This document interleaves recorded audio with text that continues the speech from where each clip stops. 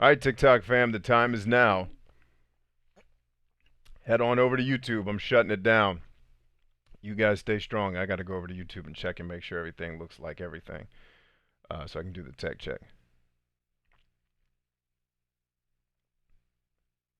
It's time, Tiana. We are live. All right, let's get to YouTube.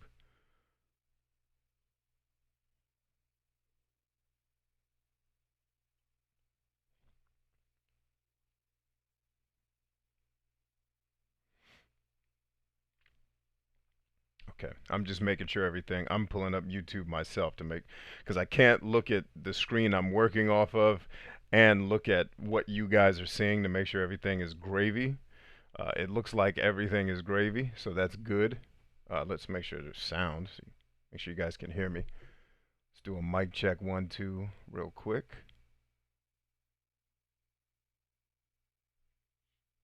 Okay, yeah, I think I can hear me. I'm just making sure everything. Sweet. Double Pulse is here. Tiana Sweet is here. Gate Mage and DM. Exa freaking Lente. You guys are awesome, man.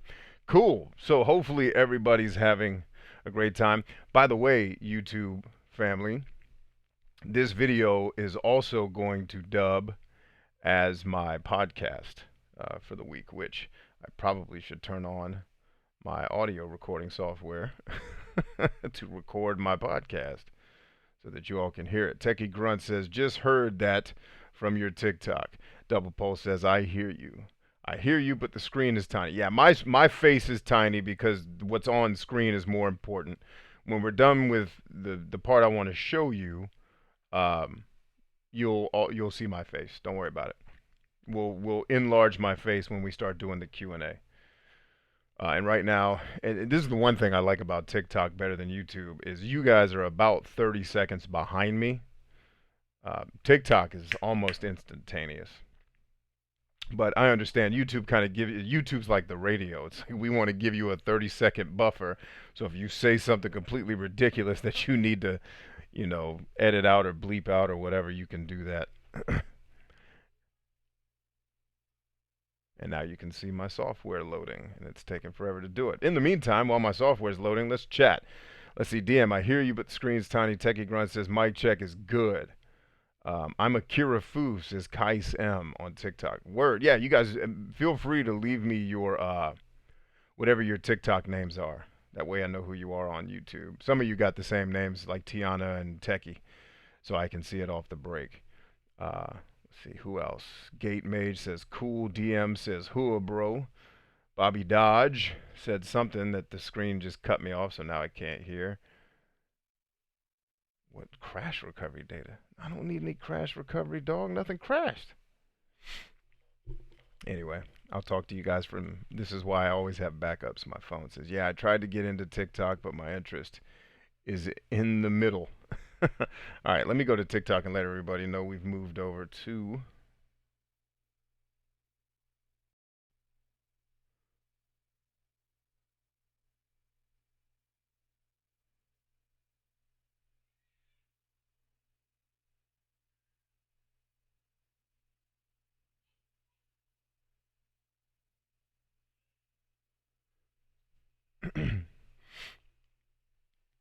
All right, let's.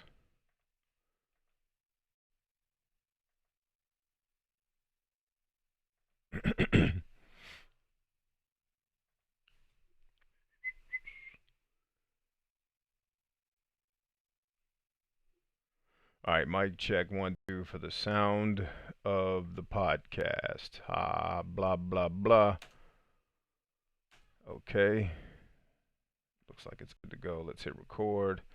Blah blah blah blah blah. Whisper, whisper, whisper, whisper. So you guys get to see the technical stuff that goes into me doing my jam session here. And this is what happens when I'm working off one computer. It's awesome because my main computer is in my closet that you can't see off screen because it died. Motherboard fried. Good evening. It was about time though. All right, quick silence to get the uh, denoisification in there.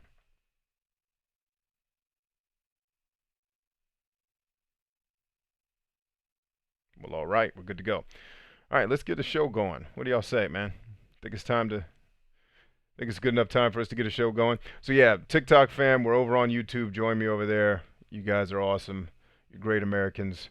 I'll see you there. Peace. All right, YouTube, we're back in the mix. Let's see. Steven said, I tried to get on TikTok, but my interest is in the middle. What does my interest is in the middle mean? I don't know what that means. Techie says, back in minutes. I saw that you created a Storyfire account. I created that just to follow you. I was like, I just want to keep up with your stories. I'm not intending to make anything there. Uh, let's see. Sharuki on TikTok. What up? Uh, I'm Stormy Mason on TikTok. All right. Gate Mage says, I have the same. Bobby Dodge says, how you doing? Outstanding. Tiana says, are you on this live saying blah, blah, blah? Yes. Yes, I am. I was doing a sound check for my podcast. I'm glad that you got jokes, though. That's all right. Let's see where the live left off at, because my app just crashed here. I want to make sure we're looking at all the right stuff. Dang, this thing is way behind. Or no, I'm way behind. Let's reload the screen. All right, there we go. All right, we are in business. So, Steven, what were you talking about with you tried TikTok, but your interest is in the middle? What does interest is in the middle mean?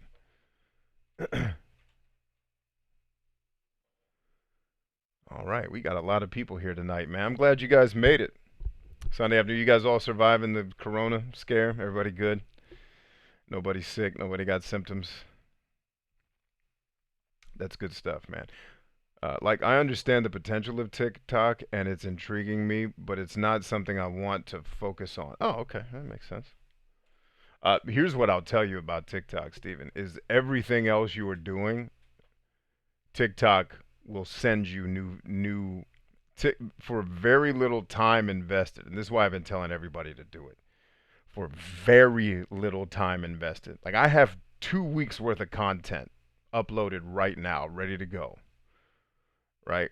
That content took me 20 minutes to make.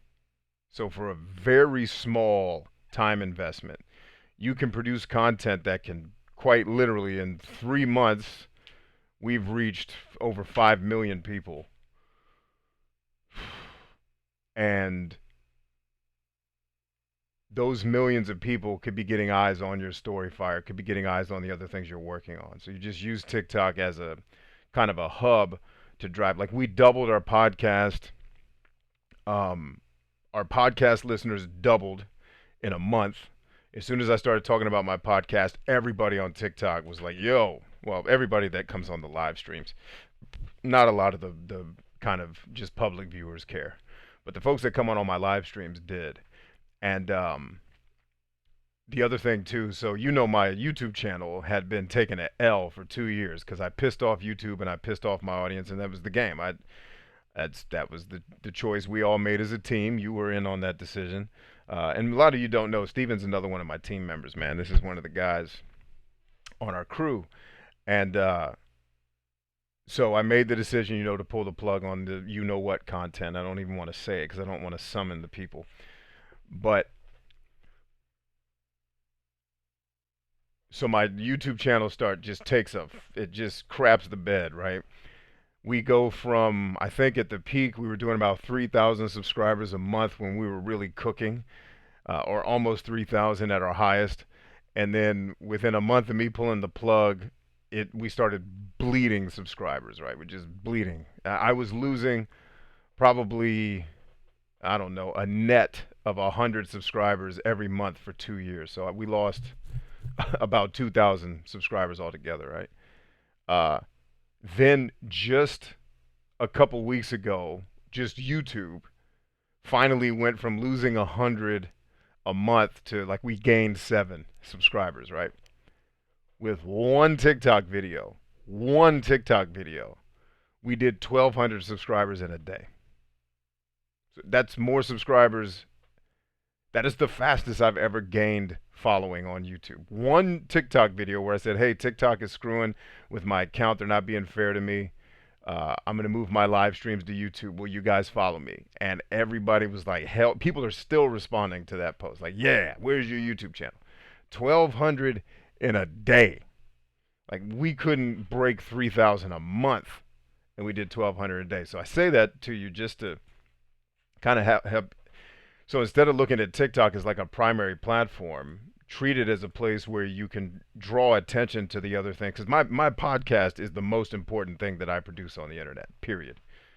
Right? It's where I have the freedom to say whatever I want to say, and I can say it as I can take a long time to say it and not worry about the debate I got into with YouTube's engineers 6 years ago, or what is this, 2020, 5 years ago, at a YouTube partners meeting, where it was like, you guys are killing people that are trying to make legitimate, like, detailed content to help folks. You guys are burying that. Like, can you guys use everything you know about humans to get that content in front of people who would actually watch it? And they're like, oh, well, you can cut it up. And no, I'm not cutting up a nuanced discussion into 100 montage videos. It's not going to happen. Like, and you don't have to do anything. I'm just telling you, there's a number of us who are producing a different type of content where we're not worried about subscribers. We're not worried about view velocity and all this other crap that you were worried about because you're trying to get ad revenue.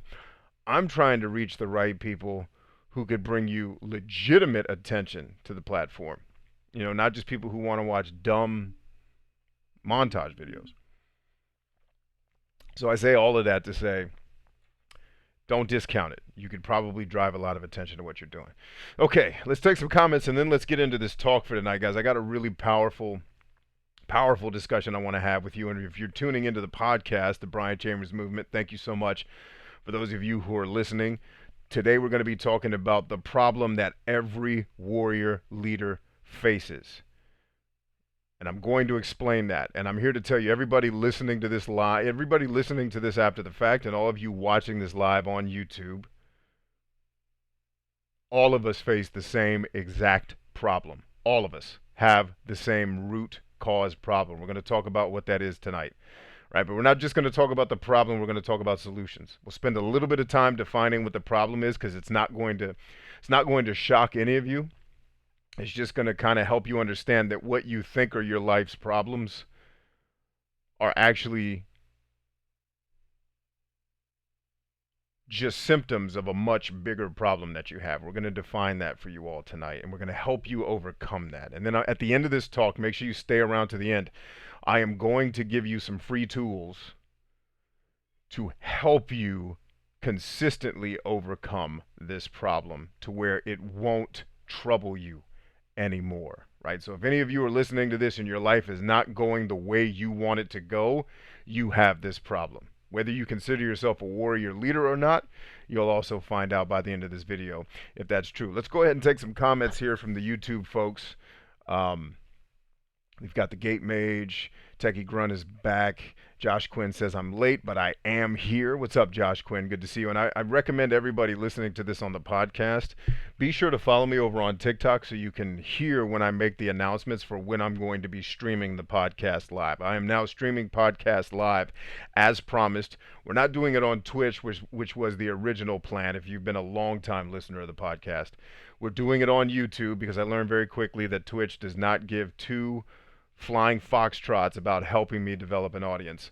So I'm going to the places where I can actually reach people, right? Maybe we'll do Twitch later on down the line. But make sure you're following me on TikTok, because the day of the podcast, I will do an earlier live stream to let you know, hey, we're going to be podcasting tonight at this time. It will always either be on Saturday or Sunday, depending on my wife's and I's schedule for that week, all right? And sometimes it fluctuates because we're humans, life happens, and we have a rack of kids. All right, so make sure you're doing that. Double Pulse says, haha, at least I know what I need to make for breakfast every morning. Tiana says, TikTok is so amazing. Adam Bell says, all right, man, I'm sold. I'll give TikTok a try. Yes, you should. I think everybody listening to me should really consider producing content on TikTok. Steven says he'll give it a shot. Tiana says, I want to make videos, but I'm too scared. I feel I have lots of work to do in therapy and at the gym first. If someone calls me fat, I'll lose it. Legit BPD style. Okay, we're going to talk about that tonight, Tiana. I'm glad you brought that up. Let's table that discussion for when we, because you need to pay specific attention to the presentation that I'm showing tonight. And for those of you listening on the podcast, you cannot see the imagery I'm showing to the folks on YouTube, but after you've listened to this podcast in a couple of weeks, or actually, no, I take that back.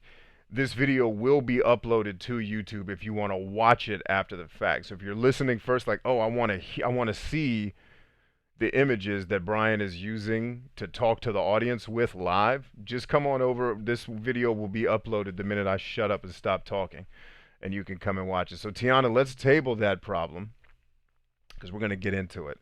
You just identified one of the primary symptoms. That's not your real problem. That's a symptom that has a bigger root issue. But you already know what the root issue is. You just don't realize you do. Let's see. Techie Grunt says, no one going to call you fat. Oh, yes, they will. They will happily. The trolls, the violent Machiavellian psychopath narcissist will absolutely call her fat, even though she's not fat. So I don't know what the worry is there, but but they will call you fat, and they'll call you a lot of other things. One of the favorite things I've ever been called on the internet, I actually laughed out loud when this happened. I had done a review for a video game back when my media company used to do entertainment reviews. I was doing a review for a game called Suikoden 2. And because I didn't say it was the best thing I'd ever played, I gave it a good review, but I said it's got some issues. It shows its age, blah, blah, blah. This dude called me. He says, you Negro cunt bitch. And I laughed. If I had been drinking water, I would have, because it's funny. Like, he had to premeditate that insult. I guarantee he rehearsed, like, what am I going to call this dude? Ugh, I'm angry. And it just, I could not help but laugh at this dude whose life clearly sucks because me saying a video game isn't that great ruined his day enough for him to scream at me. Those people exist, and they're coming for you. And you got to know how to not give two flying F's what people think about you, especially if you want to be supremely successful, especially if you want to be what we're calling a warrior leader here. That said, let's get into the talk. So the title here is Every Warrior Leader Faces the Same Problem. Now, the question you've got to ask yourself if you're watching this or if you're listening after the fact is, are you a warrior leader? I believe that in this life there's about 3 basic types of people, okay? There are warrior leaders. There are warrior leaders in training, people that have the aspiration and the potential to be a warrior leader, and that's what they want to be, but they haven't quite gotten there yet.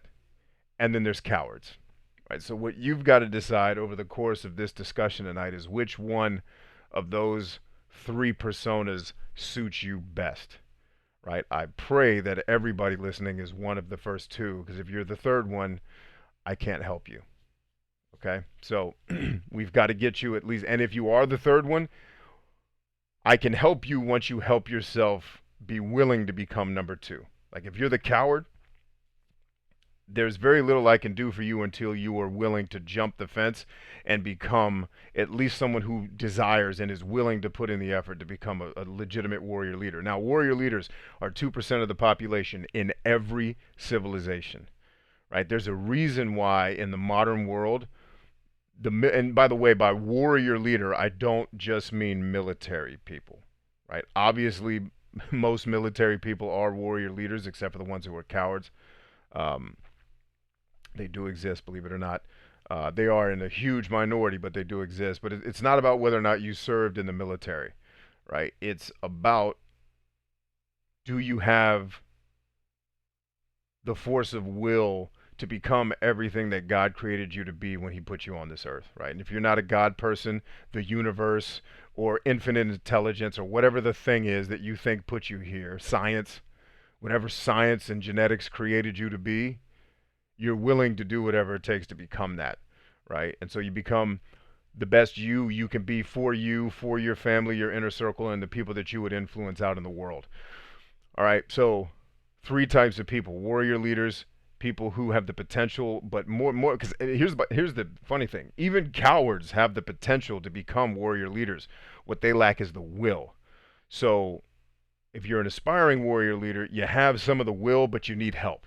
Okay, and then if you're the coward, all I can say to you is you need to, by the end of this call, become at the very least an aspiring warrior leader, or there's not much I can do for you. Right? But there's a reason why, in America at least, the military only makes up 1% of the population. And it's because everybody knows when they join the military that there is a chance, no matter what your job is, that you are going to be put in a dangerous situation that could potentially threaten or take your life. Most human beings aren't willing to do that. And so, what most human beings do is they look for safety, they look for comfort. That's what the coward does.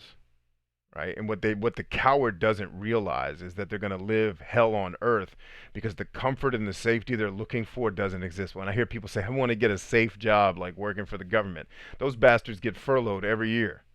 Nothing safe about that. Some of them get sent home. And not because they were bad people, because they just don't have room for you anymore. Right? So don't believe the hype. There is no safety. There is no utopia. There is no Garden of Eden. Not anymore. Not on earth. Unless you're willing to create it. And to do that, you have to become a warrior leader. You have to be willing to make the sacrifices necessary to win. All right? So, if you're a warrior leader, or if you're an aspiring warrior leader, or if you're a coward who, before we get off this call tonight, you're going to become an aspiring warrior leader, excellent. I got good news and bad news. All of us face the same problem. Okay? All of us face the same problem. Now, you may be asking me, what is the problem? It's a great question. Let's get into it. I did a live stream, it was either yesterday or the day before. I think it was yesterday on TikTok. And I asked everybody to put into the comments, please tell me the biggest life struggle that you are dealing with right now today. What is it? What is the biggest life struggle you are facing right now? That if I could help you with anything, what would you want me to come into your life and help you with?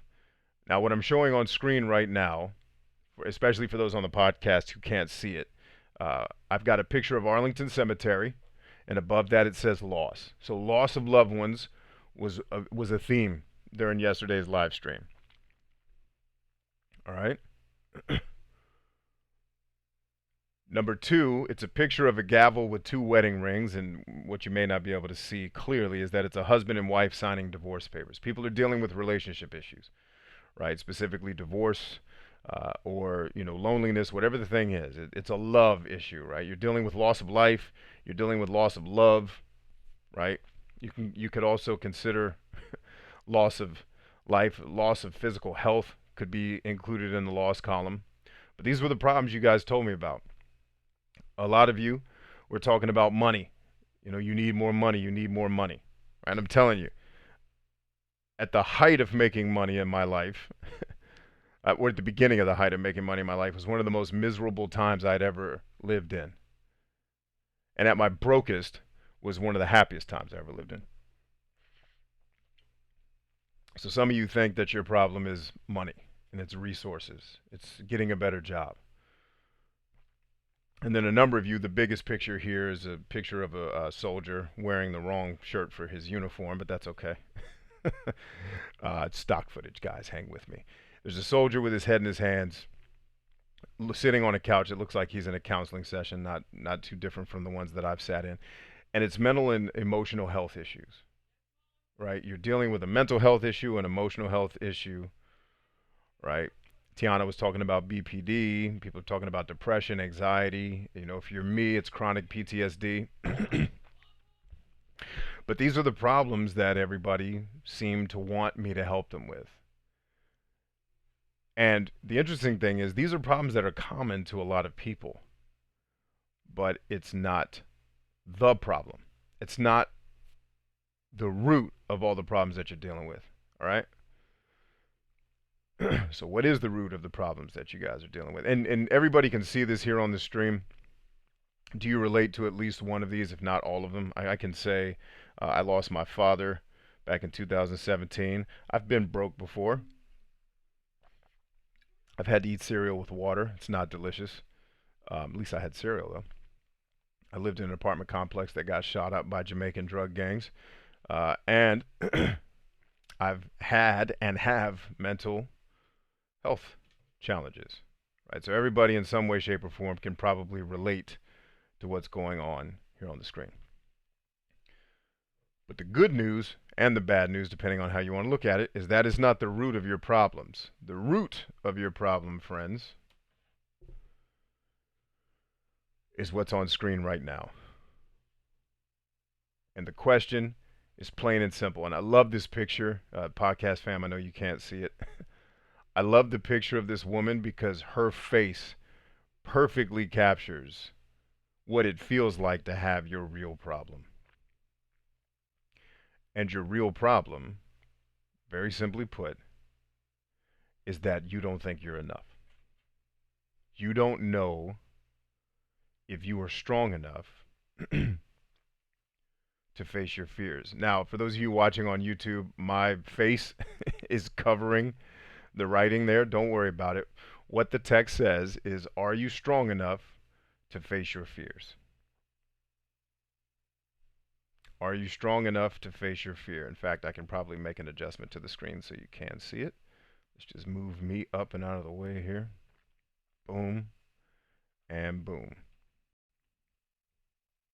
Let's see if that makes the adjustment.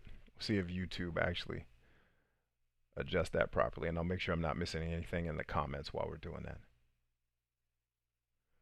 All right, so the real question that's going on, whether you're aware of it or it's happening subconsciously, is you fear that you're not enough to face the loss. You fear that you are not enough to face the relationship issues. And it doesn't just have to be marriage or romantic in nature. It can just be any issue that you're facing with relationships with other human beings, right? Are you strong enough? Are you strong enough to face your current financial challenges, right? We've all had them. Are you strong enough to face the mental and emotional problems that you have? And like I said, I love the picture of this woman because the angst on her face, I know that face, right? That's the first time you have to come to grips with the fact that you may not get out of the situation. At least in my world, that's the face of, yeah, we might not get out of this alive, right? That was probably my face the day I got the briefing about a mission we were going to have to do in combat, where we were going to be not outnumbered, but certainly at a huge tactical disadvantage, where our enemies were going to have the high ground on us and be able to shoot down at us. You know, and I was in combat before, and you'll see in a minute. I'm going to show you an actual picture from me in combat. But they were going to have the tactical advantage of the high ground shooting down at us. And I was in combat before all the sexy machinery came out, like the Stryker vehicles and the armored Humvees. I was chilling in a softback Humvee. Bullets, it's the canvas of it's like the canvas of a record, right? Bullets go right through that. And so I remember that feeling of we might not get out of this, especially me, with the way that the maneuvers are going to work. There was a good chance that could have been killed. Now, fortunately, the way that story ended was we beat the hell out of our enemies so hard that they weren't there when we showed up. Like, all of the people we decimated to get there, it was just like the people, either they ran or the intelligence wasn't right.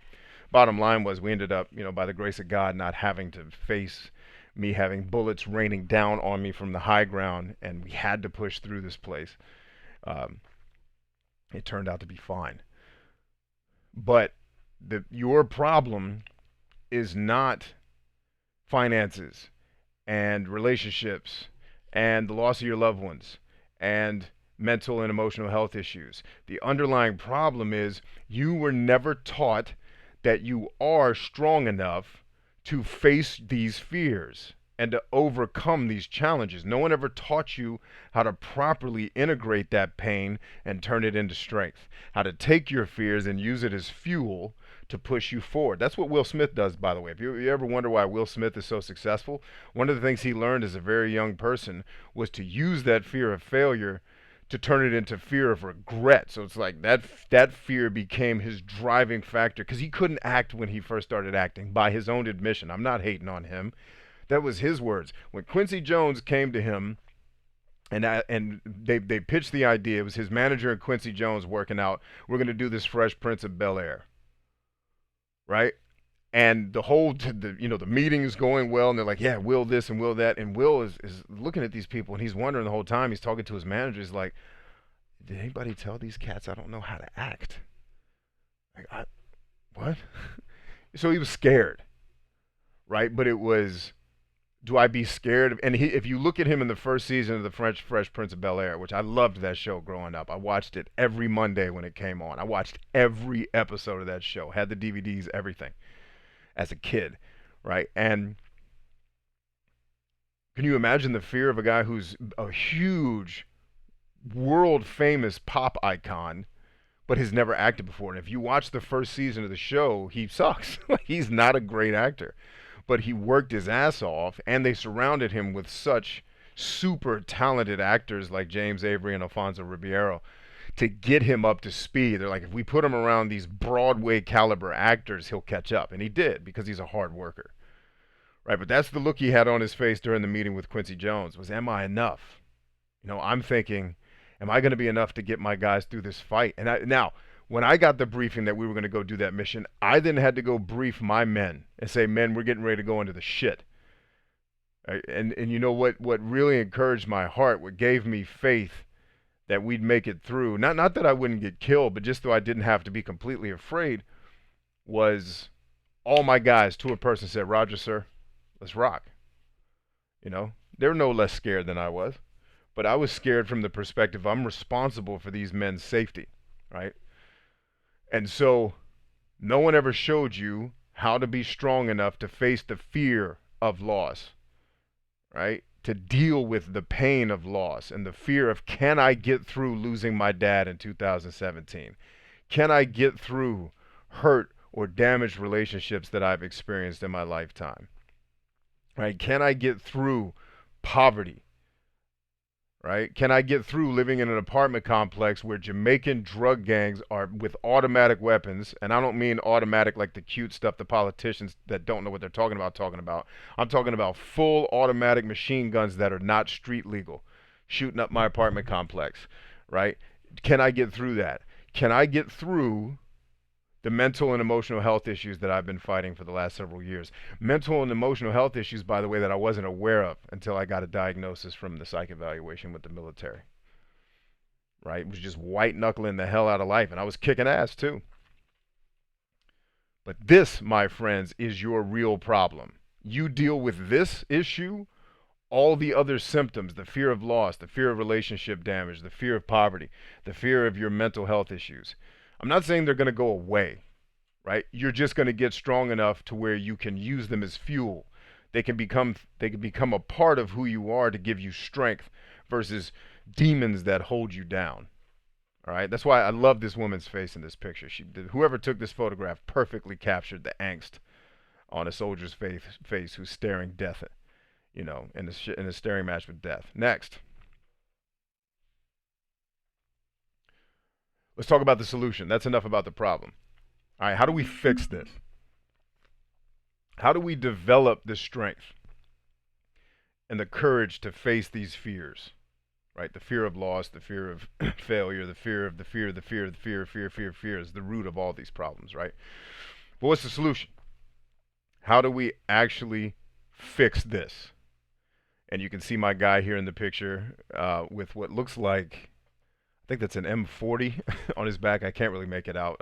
The screen's kind of small for me, but he is facing a pretty crappy situation there. Now, obviously, this picture is not what real war looks like. There's not 14 helicopters with all these people parachuting into a city like this, right? But the picture paints, I wanted to use this picture to make a point. If you want to become a warrior leader, if you want to be part of the 2% of folks that actually live the life that they dream about and don't just escape into television and video games where you get to be the hero, you actually get to be the hero of your life. If that's what you want, then you got to prepare for battle because you're going to go to war. I don't care. There's that scene in The Lord of the Rings with Pippin and Merrin, and they're seeing the hordes marching towards them, and they're talking about being afraid. He's like, it's not that I'm afraid to be in battle, it's just sitting on the edge of a battle waiting for it to happen that's nerve-wracking, right? So the war is coming for you whether you want to fight it or not. And here's what I mean by that: you're either going to decide to take the bull by the horns and take command of your life, kind of the tagline of everything that I've ever done on the internet, taking command of your existence, and you're going to fight it, or it's going to come for you. The demon of regret is what will come to visit you in old life, and then you'll hate the fact that you were never willing to become this guy in the picture and to prepare for the battle and to develop the courage to get through the fear that helps you deal with the loss, right? That helps you build healthier relationships, relationships where people value you properly and don't misuse you or mistreat you, right? That helps you get past poverty to where you can actually make money, or to get you past the mental and emotional health issues that may plague you, right? Or at the very least, be able to still live a healthy life despite some of those issues. I've had chronic PTSD now for 17 years, guys. Or what is this, 2020? Almost, yeah, 17 years probably to the day. This is March, right? This is when I went to war. Okay? So, but I know how to integrate that into my life and not let it stop me. If it ever goes away, if it doesn't matter. I have a mission to accomplish, and it doesn't matter if I got to run up hills with a broken foot or what have you. The mission goes on. So what you have to decide is, if you want to beat this thing, you better start preparing for battle. All right? But how do we prepare for battle? How do we get ready for what's coming? First order of business, you need to recognize the truth. And I got bad news. Well, I have great news for you, but it's going to start with a little bit of bad news.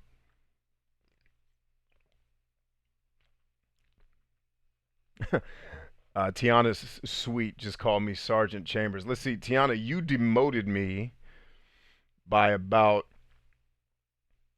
You demoted me by about. Let's see, four. You demoted me by about 7 or 8 ranks. You're gonna see in a minute. I mean, I appreciate you trying to use the lingo, but yeah, you took about 7 ranks away from me by calling me that. That's funny. Um, it's funny. That's everybody's go-to rank when they're talking about, when they're not in the military. They don't know anything about the military. That's their go-to rank that they call people. It's like, nope, you just gave me a serious demotion. All right. Anyway, and so for the podcast listeners who are not on the stream, Tiana Sweet just called me Sergeant Chambers. Good on her. She spelled it right, at least.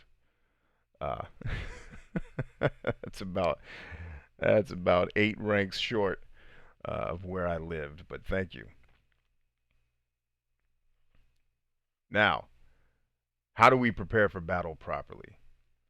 First and foremost, you have got to recognize the truth. This is the scene where I'm Morpheus, you're Neo, and I got you across the chair from me.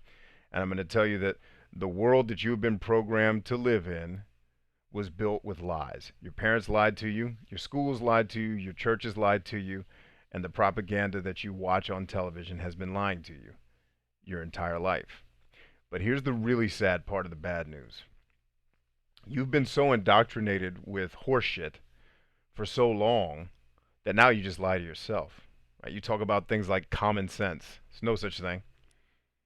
Right? You talk about things like contemporary wisdom. No such thing. Right? Contemporary collective wisdom is usually wrong.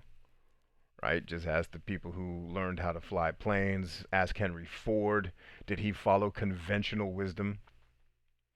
Right? And conventional wisdom and common sense, I heard a very wealthy man once upon a time say that those are the scriptures of the mediocre. Right? What what have you ever heard from a common man that was very sensible? I'd love to hear it.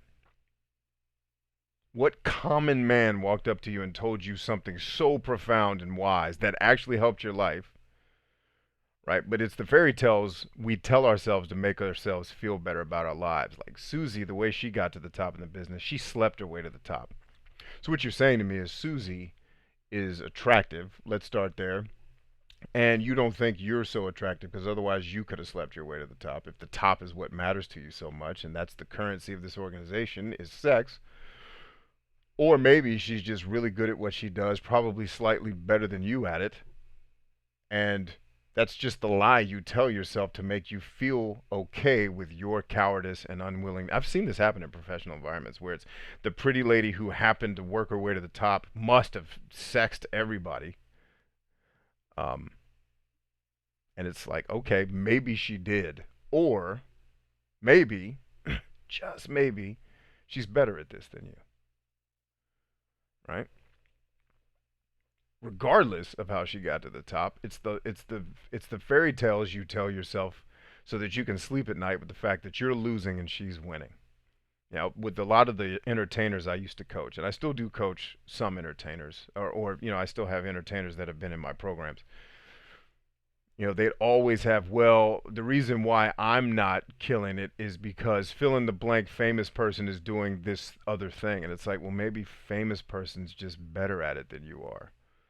Maybe famous person spent time with their audience and learned how to develop things that the audience wants. Maybe famous person is making content that people want to watch while you're still making content that only you want to watch. And that's the lie you tell yourself so that you can sleep at night. You know? What lies are you telling yourself? What common sense BS are you listening to? Right, I'll give you one that I was told. Yeah, go ahead and buy a house that you can't afford right now because your income will always go up. You know what the people who gave me that idiotic advice didn't take into account? That our economic system runs on a boom and bust cycle, and everything's going to crash. Not could crash, going to. And you're going to be stuck in that property longer than you want to be because you got to wait for the equity to go back up so you can sell it and not be in the hole. Right? That was my um, the first property I ever owned. That was my experience. I had to help family members because at this point in the story, I'm in commercial real estate myself. I had to help family members renegotiate real estate deals for their properties because they signed what would have been fraudulent mortgages. But those mortgages, these big bankers that got a huge payday when the market crashed because they were buying insurance against the market crashing and selling you BS loans at no interest for money that you couldn't afford, but your payment's only going to be like $12 a month for this whole house, right? But there was a waiver that most people had to sign in that mortgage that didn't say it exactly like this, but if it had been written honestly and not by lawyers, it would have said, this mortgage is pretty much fraud, but you're okay with that. Sign here.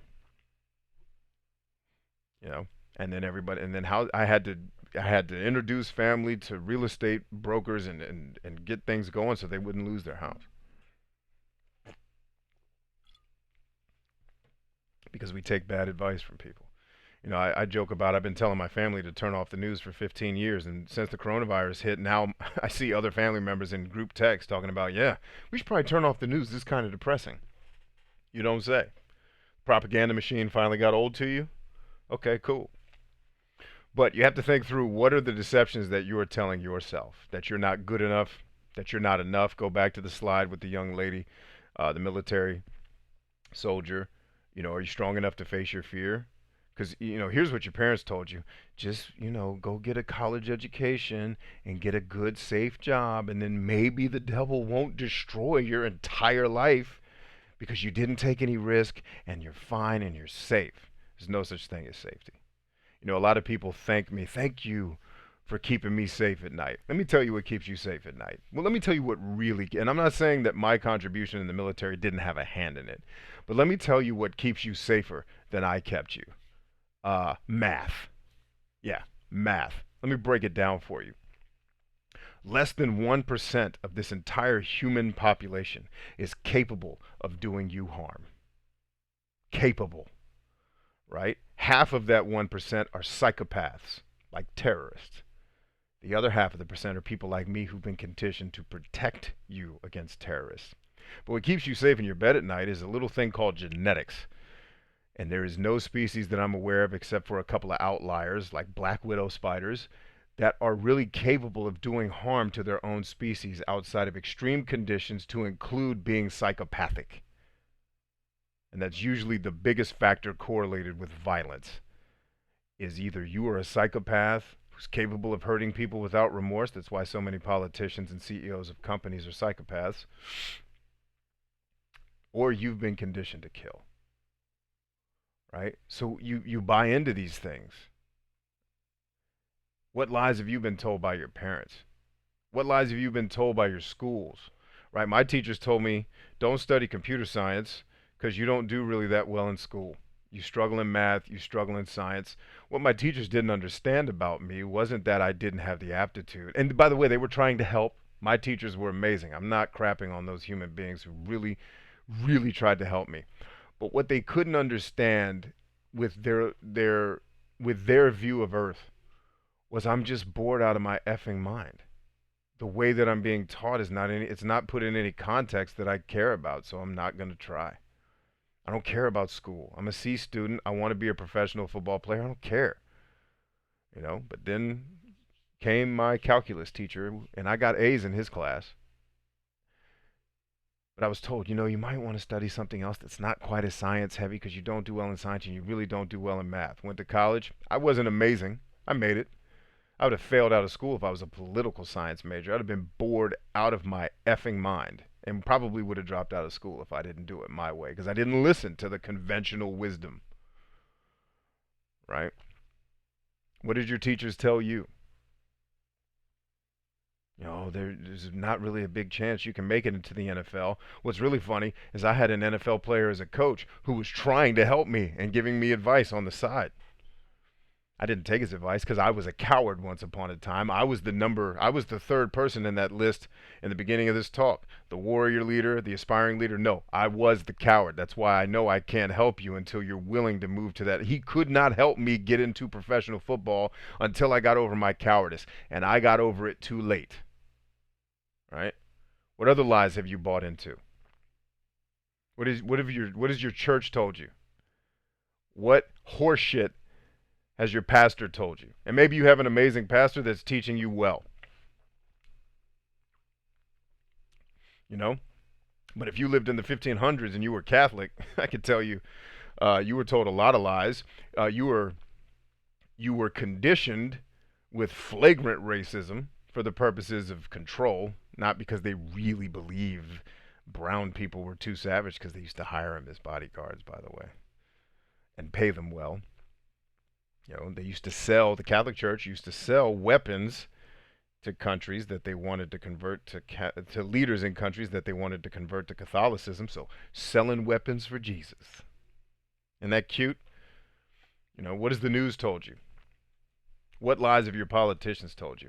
The bottom line is you've been sold bullshit your entire life. You've been told that your problems are all these cursory things going on around you, when the real problem that you are faced with is you facing the inner you that is a scared child. And until you teach that child how to not be scared of him or herself, like I said, I can't help you. So that is the root of your fear, is the self-deception. You were deceived for so long that eventually one of the lies I believed, abandoned by my father at birth, not around my mother a lot, right? Had really, really heavy issues with the mother that raised me.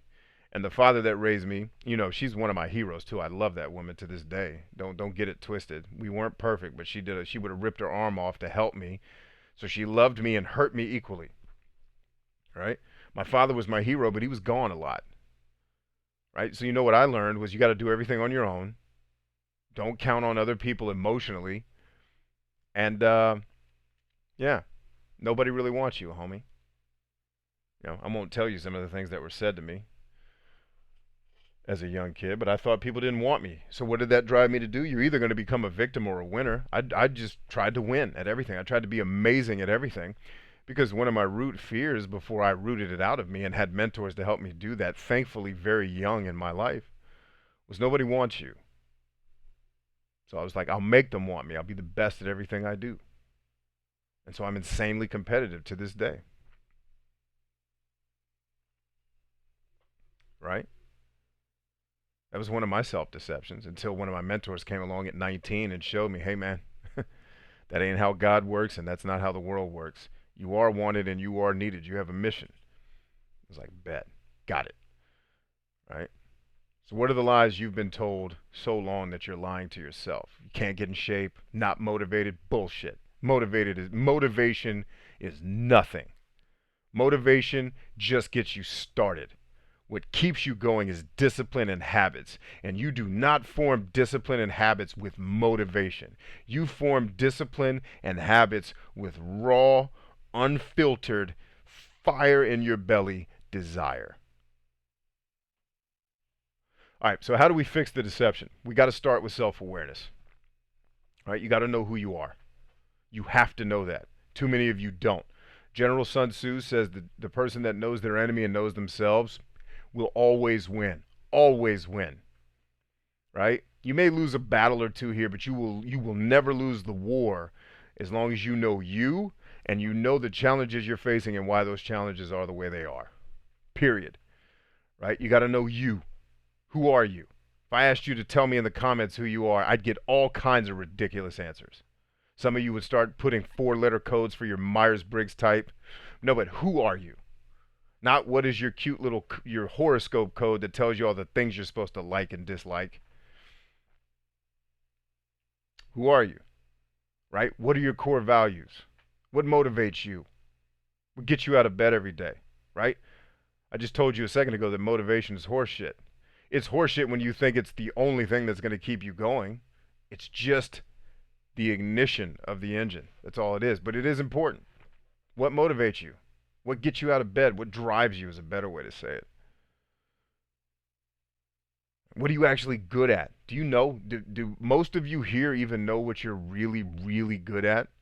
I would bet money that out of all the people who've been on this call and are on now, less than 30% of you know what you're actually really amazing at.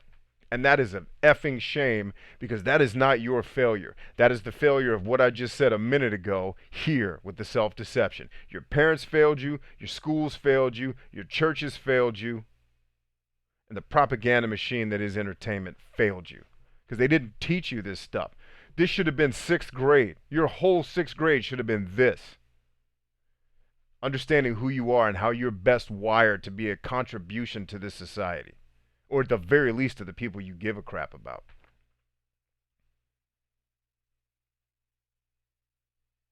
What are you actually good at?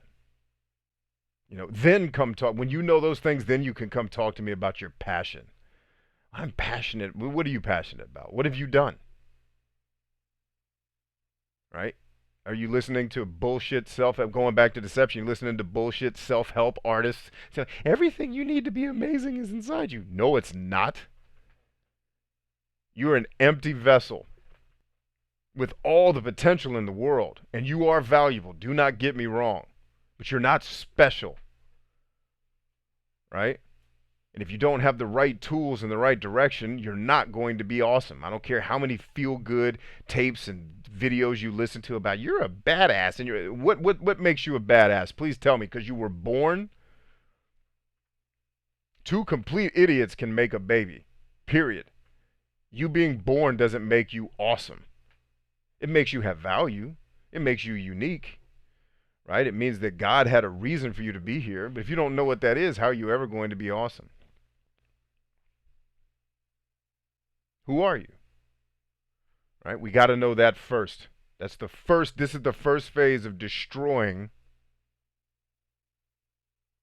the self-deception that I talked about. The ancient scripture that says, as a man thinketh, so is he. As a woman thinketh, so is she. Right? What do you think about yourself? And if all you think about yourself is self-defeating lies, I'm not enough. I'm not good enough. I can't do TikTok because I'm not attractive enough. Have you seen some of the famous people in the world? It's all lies. All the things that are limiting you are existing in between your ears, guys. All right, we got to know. So we have to start with self-awareness. Next, I love this picture, by the way. You got to have situational awareness. You have to have situational awareness. Look at that lady. Dude running up on her, bow, right to the grill. She probably actually broke his nose. Like if this wasn't a staged photograph, uh, his nose is dust right now. And if not, she could have broken his eye socket because she's situationally aware. Does she look like she's scared of poverty and all those other things we talked about before? No. She hit the streets expecting someone to run up on her. And as soon as he did, he got more than he bargained for.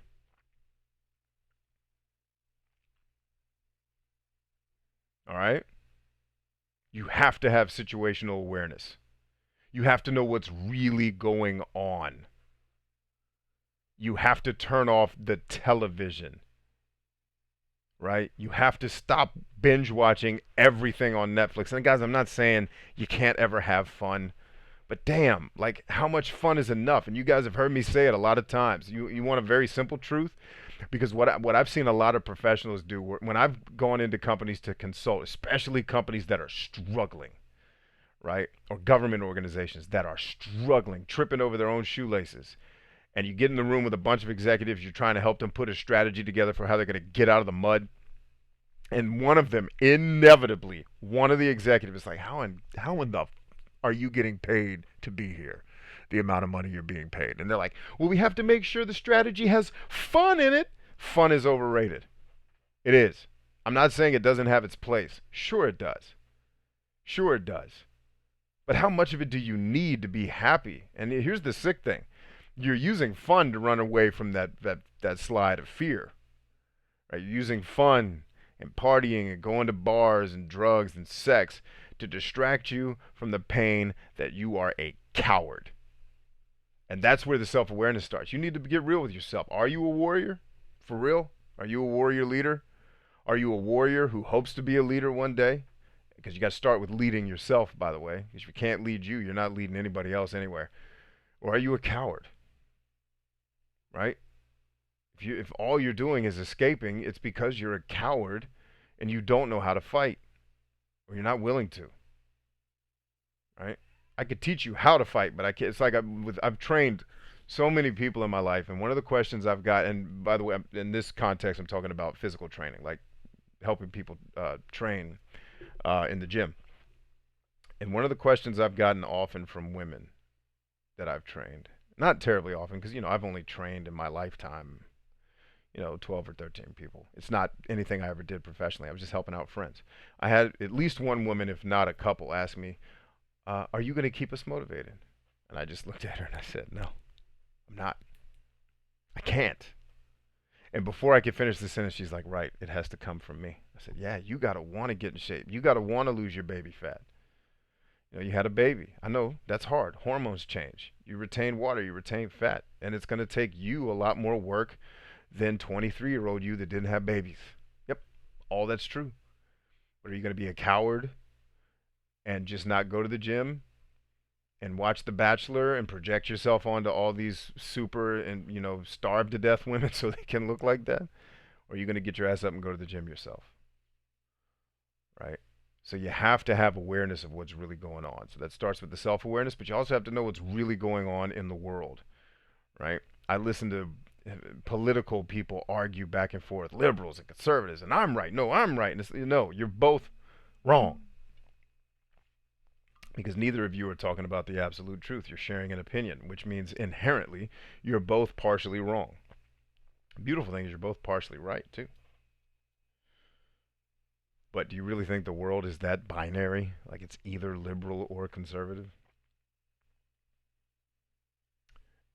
It is if your whole life you've been taught by simple-minded people that taught you to think that way, to think in such simple terms as if you could bake, you could boil down a country of 325 million people with over $20 billion in gross domestic product every single year. 20 trillion, sorry. What did I say, million? $20 trillion and 325 million people. You really think you can split that up into two binary, good versus evil, Luke Skywalker versus Darth Vader, nonsensical arguments? Are you not aware that politics is just marshaled hatreds? That's all it is. They learned a long time ago that if I don't have to make you love me, and this was Trump's strategy, by the way. For those of you that hate Trump, here you go. Because I told my family, and they didn't like me for it. Well, they didn't like that I said it. They didn't have a problem with me. When Hillary was running, I said she didn't have a snowball's chance in hell of winning this election. They all told me I was crazy. Oh, you're crazy. I said, nope, I'm not. Because what predicts an election every time, all the way back to since democracy has existed, is who is either the most liked or the least hated. And so Trump's all out assault to win was, I don't have to make you like me. He knows he's an asshole, and he really doesn't give a shit that you think he is. Believe that, right? I just have to make you hate the other person more than you hate me. So you need to be situationally aware to what's going on. And you're not going to get, by the way, you're not going to get situationally aware by watching CNN. You're not going to get situationally aware by watching paid actors who get on television every day and give you the news with all their emotional grandstanding about how evil whoever is. Turn it off. Read and listen to the people who are living the life. Now, if your goal in life, let me give you an exception to that rule. If your goal in life is to be a newscaster, by all means, watch all the CNN you want and learn how to act, right? And be pretty. That usually helps for men and women. But if that's not your goal, and I really hope if you're listening to me, that's not your goal in life,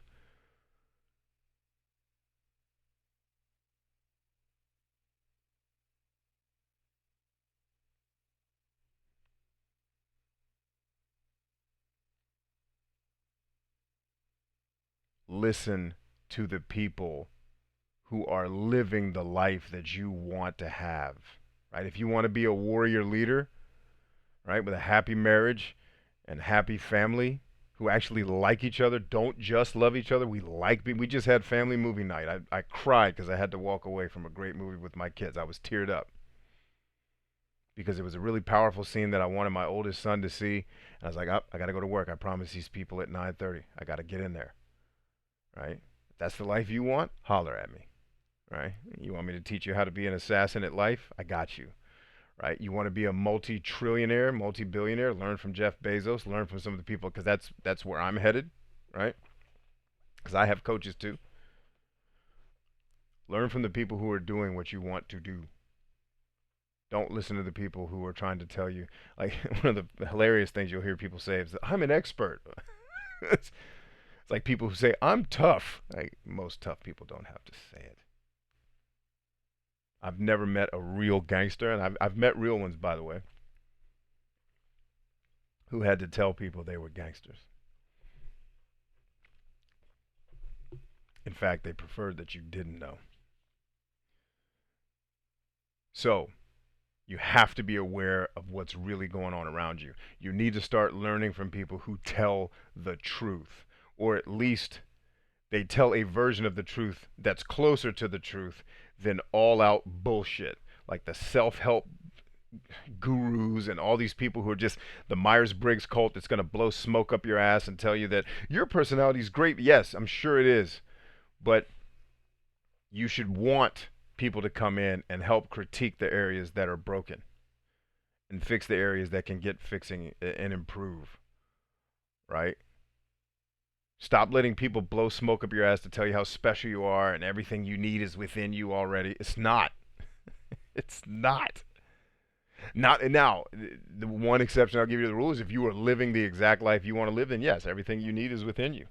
But I would even encourage that person to always be where the wolf is always prowling, right? It's like that scripture that says Satan's like a roaring lion, moving to and fro, seeking whom he may devour. The enemy, resistance, whatever you want to call it, is always waiting for you to slip. So even if you got everything you want and you think your life's amazing, I'd still keep training. I'd still keep learning. Why do I still go to the gym at this stage of my life? I've been training my whole life. I'm in better shape now than when I was 23 years old. Why would I still keep going? Because, man, I know senescence, decay is the game. And I want to stave that off because I have a lot of world left to save. Right? By world I mean you. All right, so you got to be aware of what's really going on around you. Then, once you do those things, you get to be my man right here. And God help this guy. I've been praying for his healing. I know he currently, this is Idris Elba on screen. He currently did test positive for the coronavirus, so I pray for his healing. But he's a warrior. I know he'll bounce back and be just fine. But then, once you have the self-awareness, then you have the situational awareness. Then you get to start building real confidence. All right, and for the podcast listeners, there's Idris Elba. This is a scene from Pacific Rim where he screams, "Today we're canceling the apocalypse." So you develop the self-awareness, you develop the situational awareness, and then you develop the confidence to become a badass. That's the steps. All of those build on each other. Know yourself, know your enemy, then you get to be this guy and never lose. All right, but you may be asking me, yo, B, how? How do I do all this amazing stuff you're talking about? Well, I'm glad you asked. First and foremost, you need tools, right? On screen, I'm showing you right there my patented system called the 5 Pillars of Self-Awareness. It's going to help you understand who are you from a psychological perspective, which does include genetically. There's tests that I can help you with to do that. Then we'll help you develop your core values, right? The things that drive you, the things that get you out of bed and drive really who you are as a person, and the actions that you take and the decisions that you make, right? Then you got to understand what motivates you, right? We call it the 4 M's of motivation. You know, are you motivated by freedom or momentum? Are you motivated by mastery or becoming the best at what you want to do? Are you motivated by mating, relationships, not just sexual, but are you motivated by connecting with other humans? We talked about that on the live stream earlier today. Like when I'm working out, I don't like being around other people who don't work out like me because I'm not there for, I don't need social stuff in my workouts. I'm there to grind. I'm there to train. I train for mental health way more than physical. The physical health benefits are like just a byproduct of the work, right? Or are you motivated by money, material, right? Having nice things. And all of those things are great as long as you're using them for good, right? What are you actually good at? We talked about that a second ago. What are you actually good at? Do you know? And like I said, at the end of this talk, we're almost done here. I'm going to give you tools that show you how to do all this stuff, all right? Completely for free. Okay? Then you get to know what your passion is. So stop listening to self-help gurus that are telling you you just need to follow your passion. Because the next question is, well, what the hell is my passion? How do I figure that out? And then they don't tell you. This is going to tell you how you properly figure out what, and I said figure out. Your passion does, it's not like Moses where there's a burning bush and Jesus and God speaks, go free my people. Like none of you are, that's not going to be any of your stories, by the way. Because you're not effing Moses. Maybe some of you are. I don't know. Maybe one of you gets that type of miraculous thing that happens where Jesus comes back and throws you a cookout and Kool-Aid busts through the wall and tells you your whole life plan, including your passion. But for most of us, mere mortals, passion is going to have to be grinded out. We're going to have to figure it out. Sometimes through trial and error and experimentation. But this tool is going to get you way closer to it than just trying to think about it, right?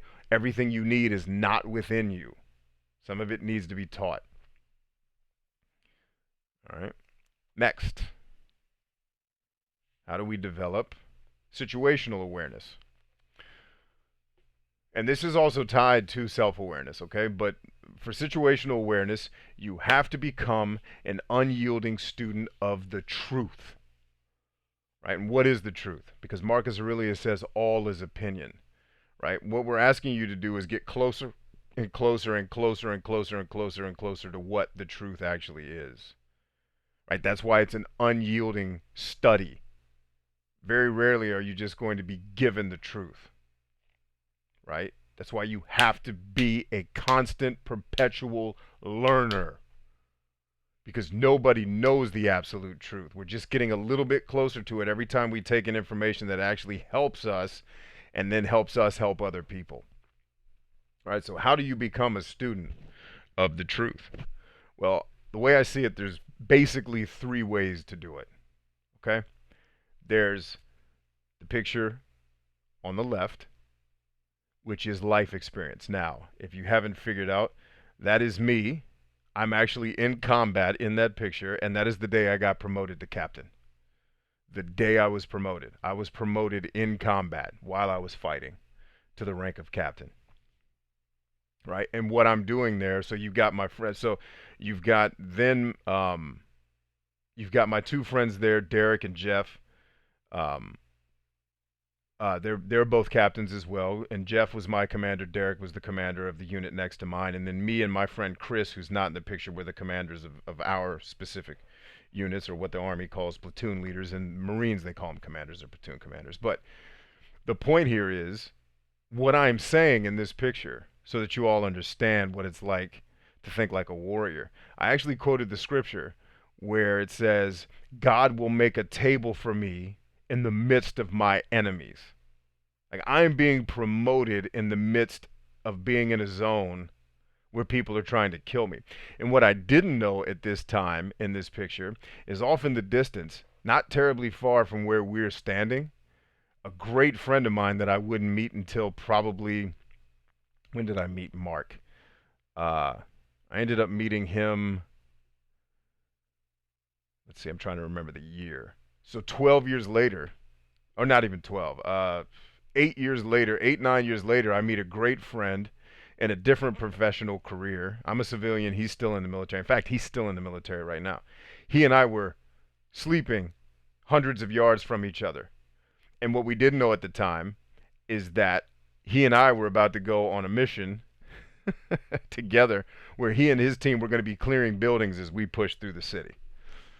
Right, and I met him we were working out together years after that, and he was telling stories. I was like, hold up, I was there. He's like, you were there? He's like, man, me and my boys, I said, I think you were with one of my boys I played football with. It was like this whole reunion, right? But the point here is life experience is one of the ways you become a student, an unyielding student of the truth, right? But life experience is the slowest way to do it, okay? I'm a younger dude here, obviously,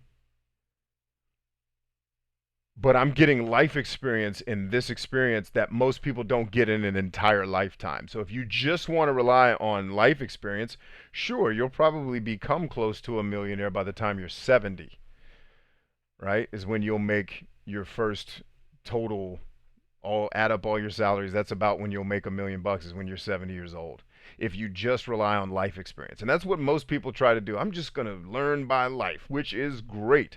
Life is probably the most profound teacher because the punches in the mouth hurt a lot harder and they dig a lot deeper. But the problem is it takes too effing long to get those lessons, because rarely are you put in any type of situation where you have to grow unless you're a combat soldier like I was in this picture.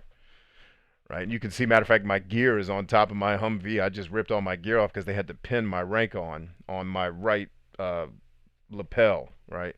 That big butterfly collar I'm wearing with my desert uniform, right? So yeah, you can do it the life experience way, but you are going to do it very slow. Secondly, books, audio tapes, right? YouTube videos that are teaching you stuff. Also a great way to learn, also slow. Because I read 3 books a week, and most of you are like, how in God's name do you read 3 books a week? I'm struggling to read a book every couple of months. Well, I'm faster than you, but it's still slow. I'm still only reading a little over 150 books a year, right? And books in all types of subjects, man. I'm reading, neuroscience as it relates to marketing. I'm reading books about neuroscience. I'm reading books about philosophy. I'm reading books about psychology and evolutionary science. I'm reading all these books um, the psychology of sales, but I can only take in so much information so fast. So it's still slow. It's not as slow as life experience because I can read 3 books about a war and learn a whole lot in a week, right? But then again, the listening and reading doesn't come with how powerful the life experience is. So what you want to do is get the best of both worlds. You want to learn at light speed.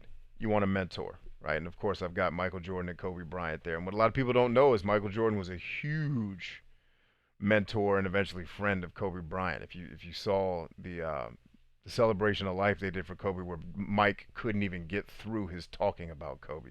But what you may not know is in this scene, Jordan is actually giving Kobe tips.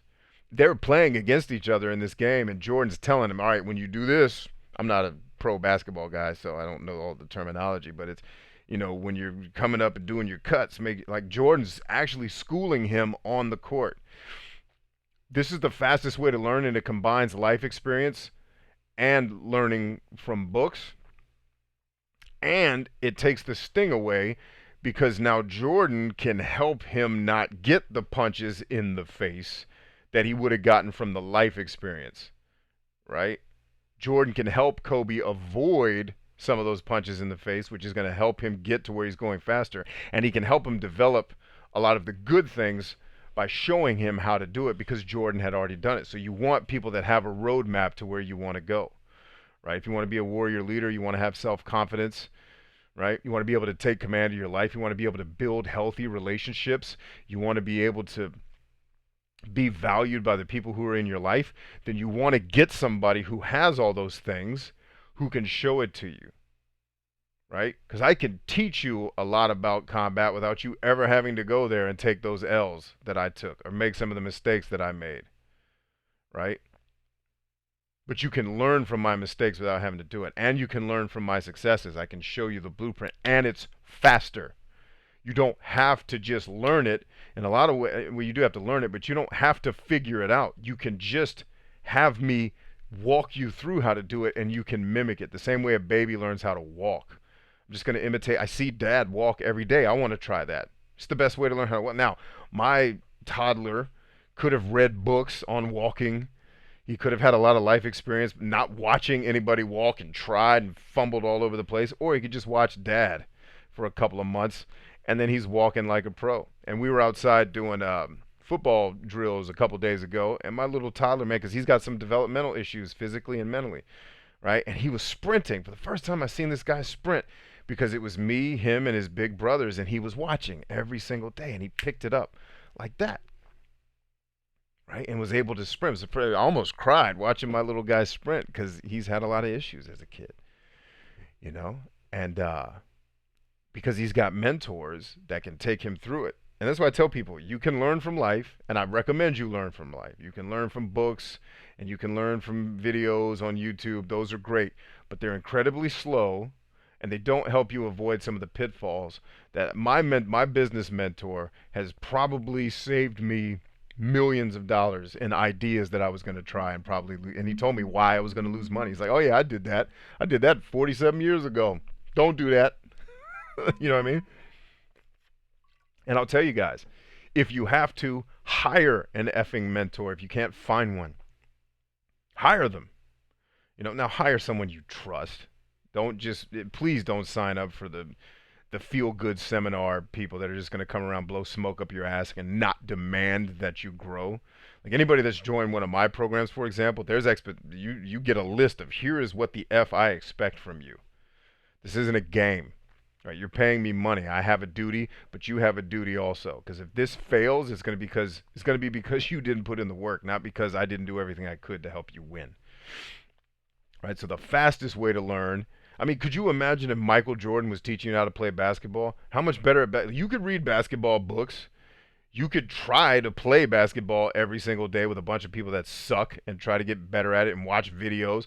But if you had Michael Jordan coming over to your house even for an hour every day, in a week, you'd be 10 years ahead of all the people that you play basketball with. Right? So, unyielding student of the truth. Yes, get life experience. Cherish life experience because it's awesome. Yes, read books. Yes, watch videos. Do all that. But for the love of God, get people in your life that you can ask questions of who can help you get to where you're trying to go. Got to do that. Then go do epic shit. That's where the confidence comes from. Doing epic shit is how you get here. He gets to be a warrior leader and gets to challenge the apocalypse because he has a ton of self-awareness. He has a ton of situational awareness because he was a student of his craft to the point of being a vicious expert, right? And then with all of that experience, he didn't allow cowardice to stop him. He went out and did epic shit. He didn't make excuses for, well, I'm waiting to start my YouTube channel until I feel I'm still planning, or I'm a perfectionist. Bullshit. You're a coward. Period. Don't sugarcoat it. Be honest with yourself, because it's the only way you're going to get the push, the kick in the ass you need to go out and take action. Go do shit.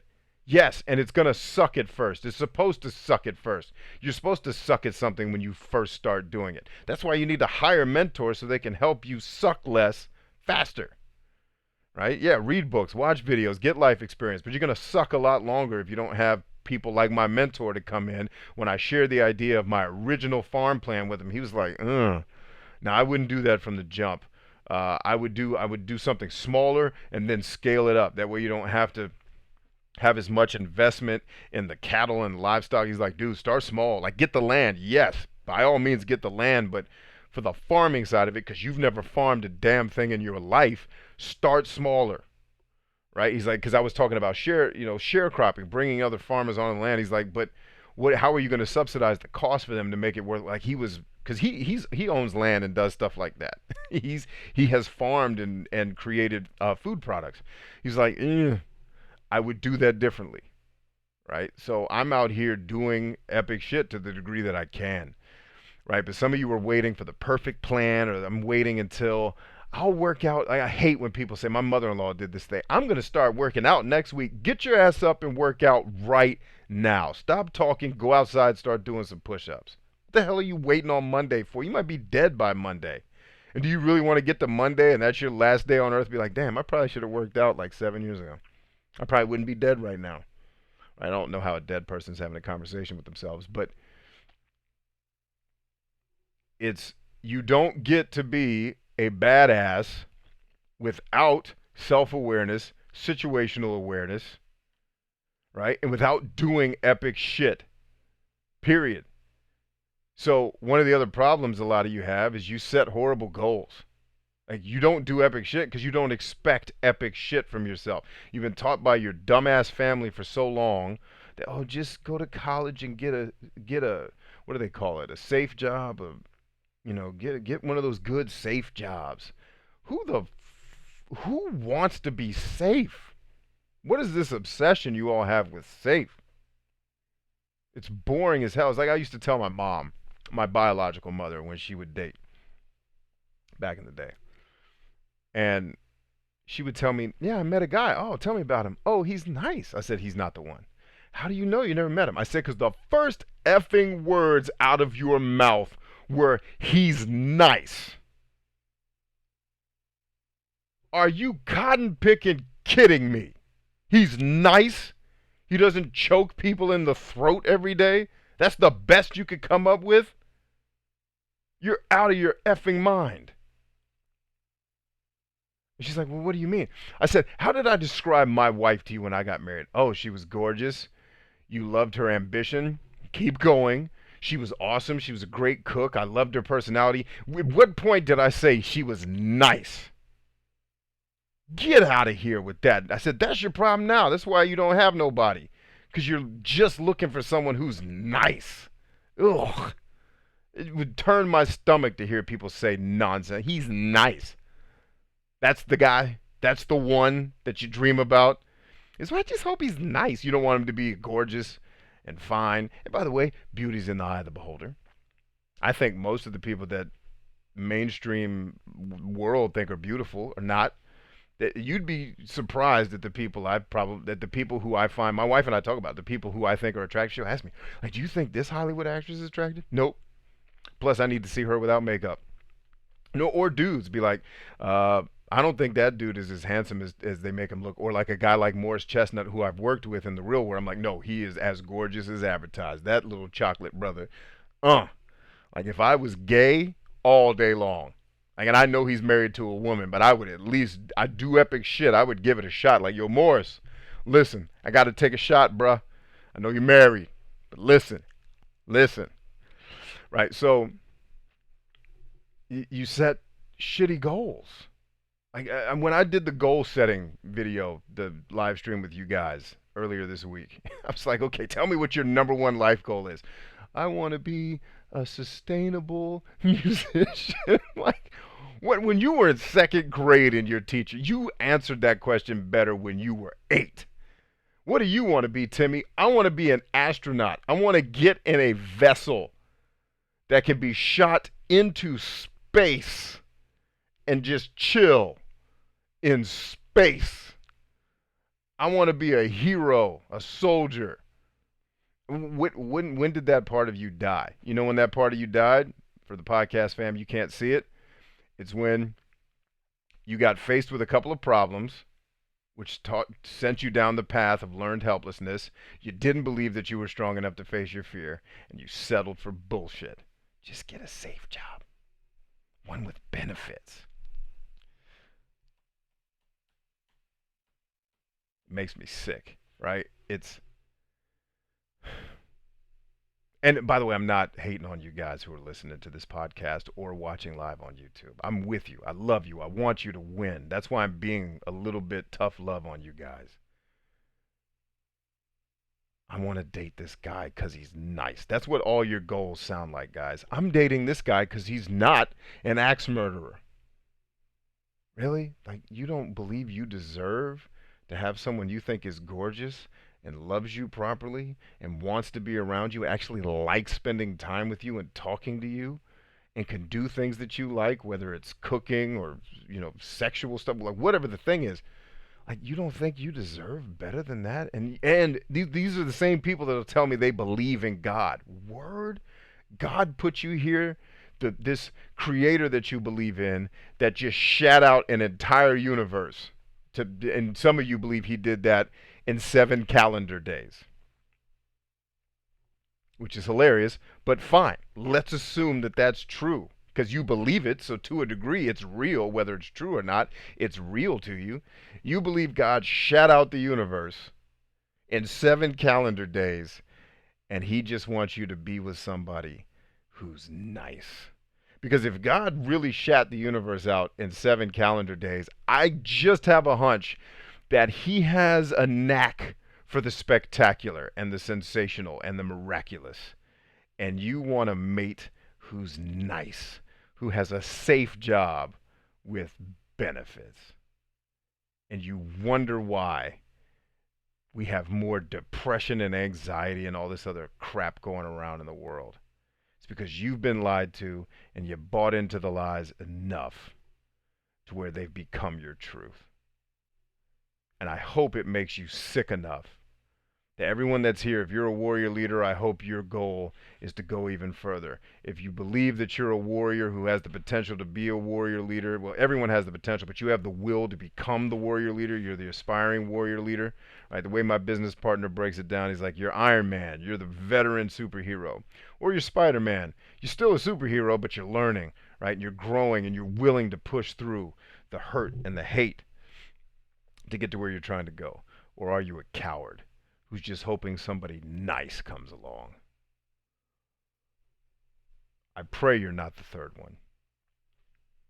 Now, for my warriors and aspiring warriors, what I've got on screen right now, and if you're on YouTube watching this podcast, hang with me. I'll get you access to this too. If you're on YouTube, all you got to do is go into the video description. Okay, in the video description, I have a link to my 69 Pillars of Success course. It's a very powerful mindset. So all the lies that you've bought into your whole life, that your parents and schools and churches and television has taught you to believe in, like, I can't date someone who's a friend. That lie is particularly vile. The friend zone, like, Jesus Christ, all of you should hope to get into the friend zone, but I digress.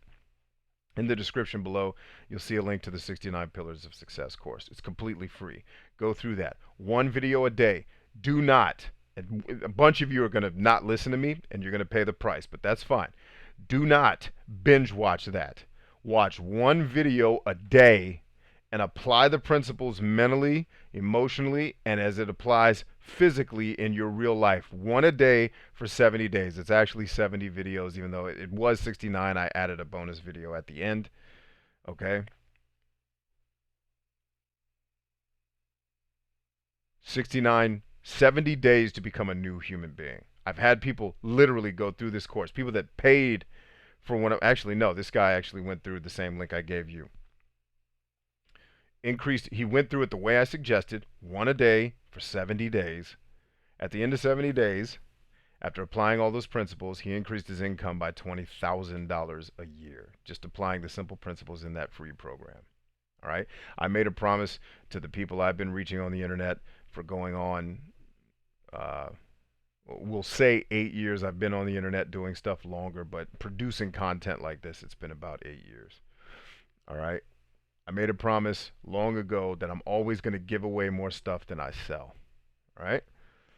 That's a powerful little tool that I just gave you there. Don't neglect it. Go through it. Like I said, one video every day. Do not binge watch it because you are going to get hammered with information and knowledge that you're going to have to give your brain time to reprogram itself from all the nonsense you've been digesting.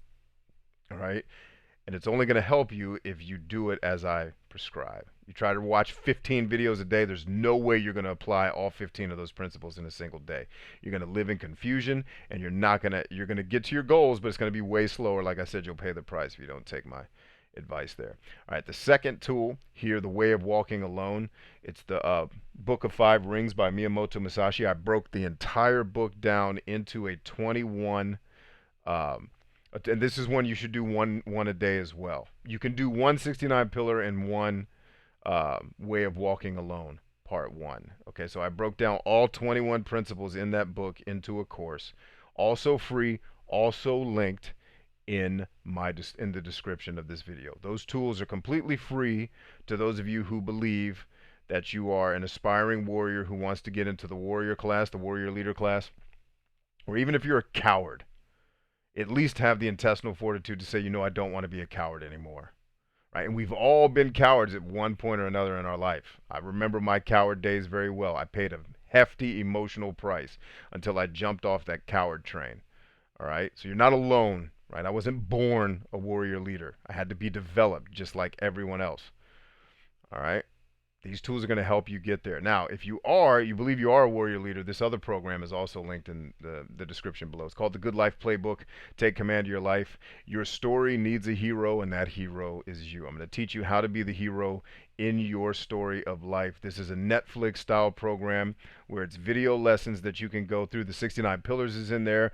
The Way of Walking Alone with Miyamoto Musashi is in there, but a host of other courses to include my Unbreakable Confidence course is in there. Understanding Your Personality course is in there, which will help you flesh out the 5 pillars of self-awareness that we just talked about a moment ago. There's a sales crash course, which is taken from Jeffrey Gitomer's The Little Red Book of Selling. That's in there. There's a social media course for YouTube and Facebook that's in there. I'm currently working on a course for building more resilience and mental toughness. I'm also partnering with other people to bring more courses. So that's why I call it Netflix, because we're not done with it. My plan is to continue adding content to it over time, never removing content from it unless it's to replace it with something that's better, right? Like another version of it. But I typically don't do that. I let things stay as they are, and then I just amend them as we go forward. All right, so if you're interested in that, the link to that is also in the description below. This one is not free, so just be aware that this is more for those of you who think you identify with you're already a warrior leader, or you're like that aspiring warrior leader who's ready to take the next step and really get after it. It's $12 a month. When you go to the website, all you do is put your email in there. It's going to shoot you an email immediately. It's automated, but it's going to explain how the course works. It'll tell you that it's $12 a month.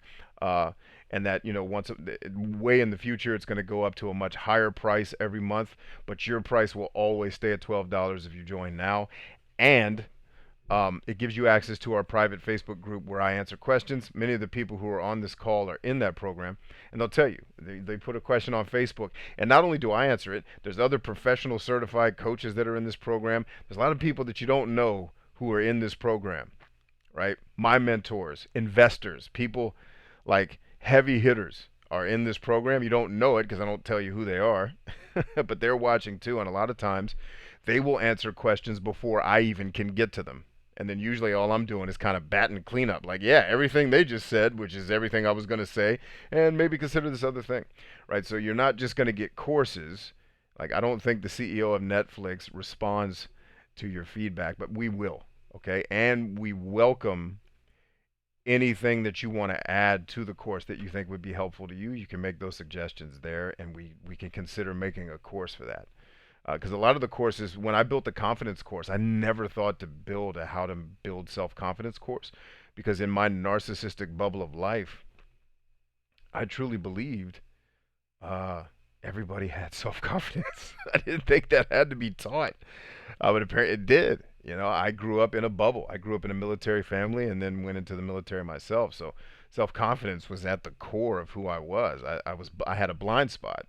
And once I had people asking for that, I'm like, oh, damn, how do I teach something that's just almost genetic to me? It's automatic. And so I learned how to dissect confidence. We talked a little bit about it tonight. It starts with self-awareness. It also has situational awareness. What we didn't talk about tonight that's in there is also self-compassion, right? So if you are the coward, it's about being honest with that, but loving yourself enough not to stay the coward, right? Because when I call people cowards, I'm not trying to hate on you or tear you down. I'm trying to wake you up to this is the reality. And one day we're all going to be dead. What are you going to do between now and then? All right, so take that into consideration and never forget to always, always do epic shit. I think I'm going to make this one of my catchphrases. Do epic shit. So let's go ahead and get some Q&A going here on YouTube. I got a little bit more time I can hang out with you guys.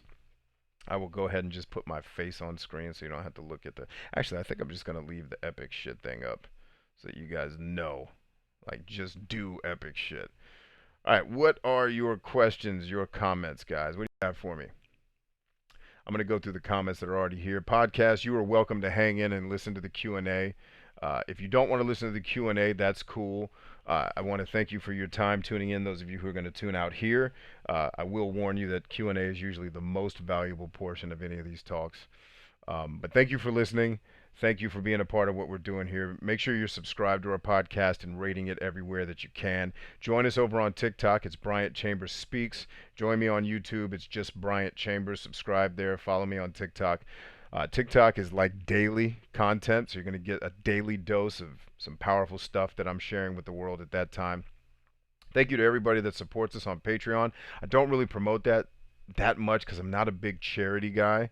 The way I look at Patreon is it's not, help our podcast stay on the air, because it's going to stay on the air. I don't care if I have to get 10 cans and yell with string attached to them. What I say is let Patreon be an opportunity for you to partner with me to push the message forward, to take it forward to other people. Like, you become a part of this kind of Bryant Chambers movement army that wants to make life better for the people in our circles that we care about. So what your donations go to is us paying forward things like that. Like, we can take it and say, great, that's more resources we can use to make the lives of our listeners better. So if you want to support us on Patreon, that's great too. It's patreon.com/Bryant Chambers. No gift is too small. No gift is too big. You want to give us $1 because it's all you got? Sweet. You got no bucks? Just keep coming around for free. You want to give us $1 million a month? I'll take that too. And I'll pay it forward because I know what to do with it. All right? I'd love for you to be my first $1 million a month donor. That said, let's get into some questions here. A lot of people have been leaving what looks like some pretty dope comments. See, Elias says, I'm here from TikTok. Your advice is great, my man. Thank you. Tiana says, had to step away. I'm back. I've recently realized a bunch of lies I was telling myself. Good. Good. Enormous milestone that I am learning to no longer believe them. Excellent. I'm very glad to hear that, Tiana. That makes my heart happy. Just shared this on Black. Bless you, Tiana. Thank you for sharing what we're doing here. That's awesome. Hopefully some new folks will tune in and get a blessing. Adam Bell says, thanks for the video. I got to get to my night shift. some thoughts for your peeps that I've been writing while listening. Courage is the willingness to let yourself be vulnerable, but pushing the doubt aside and using your instinct and action to guide you to your fate. I like that. Uh, this can only come with full acceptance that you are where you chose to be, and knowing that regardless of the outcome, nothing can be taken uh, anything away from you other than the conditions in your life. Adam goes on to say, the only thing you truly risk to lose is the opportunity to take you to the next plateau. The only true hell is being in pain alone, and you only get there by damning yourself into guilt and regret. Man, I like this. Adam Bell's dropping science, man. It says, no one is likely to teach you this. You only find it when you're honest with yourself about who you are and why you suffer. Yeah, hell on earth. It's worse than death, man. I can tell you that. Well said. Good night, Adam. Thanks for being here. I know you're not here to hear that, man, but hopefully maybe you'll listen to this after the fact. Melanie says, these are the things we need to hear but don't want to hear. Of course, and it's good to see you again, Mel. I hope you're still here. God bless you. I hope you are staying safe up there in New York, milady, with all this corona silliness that's going on. Tiana says, two complete idiots can make a baby. Enter Tiana. Yeah, but just because the idiots had the baby doesn't mean the baby's an idiot. I can tell you that right now. Josh says, I like that line he is saying. That's right. Cancel the apocalypse. Dark Dally says, sup, B? Just hopped on the stream. Thanks, man. Glad to have you here. Elliot says, all right. Josh says, I figure out the order of what I am motivated by, and I have made progress on figuring out what my core values are. I just need to flesh them out now. Cool.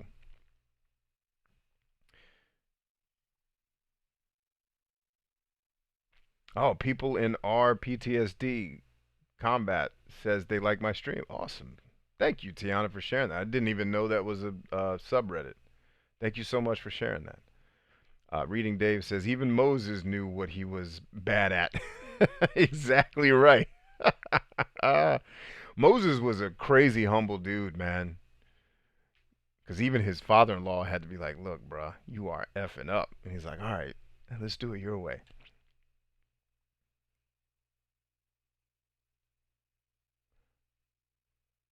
Dark Dally says, that's always cool stuff, man. That story. Former USMC here. Word up, man. Semper Fi, brother.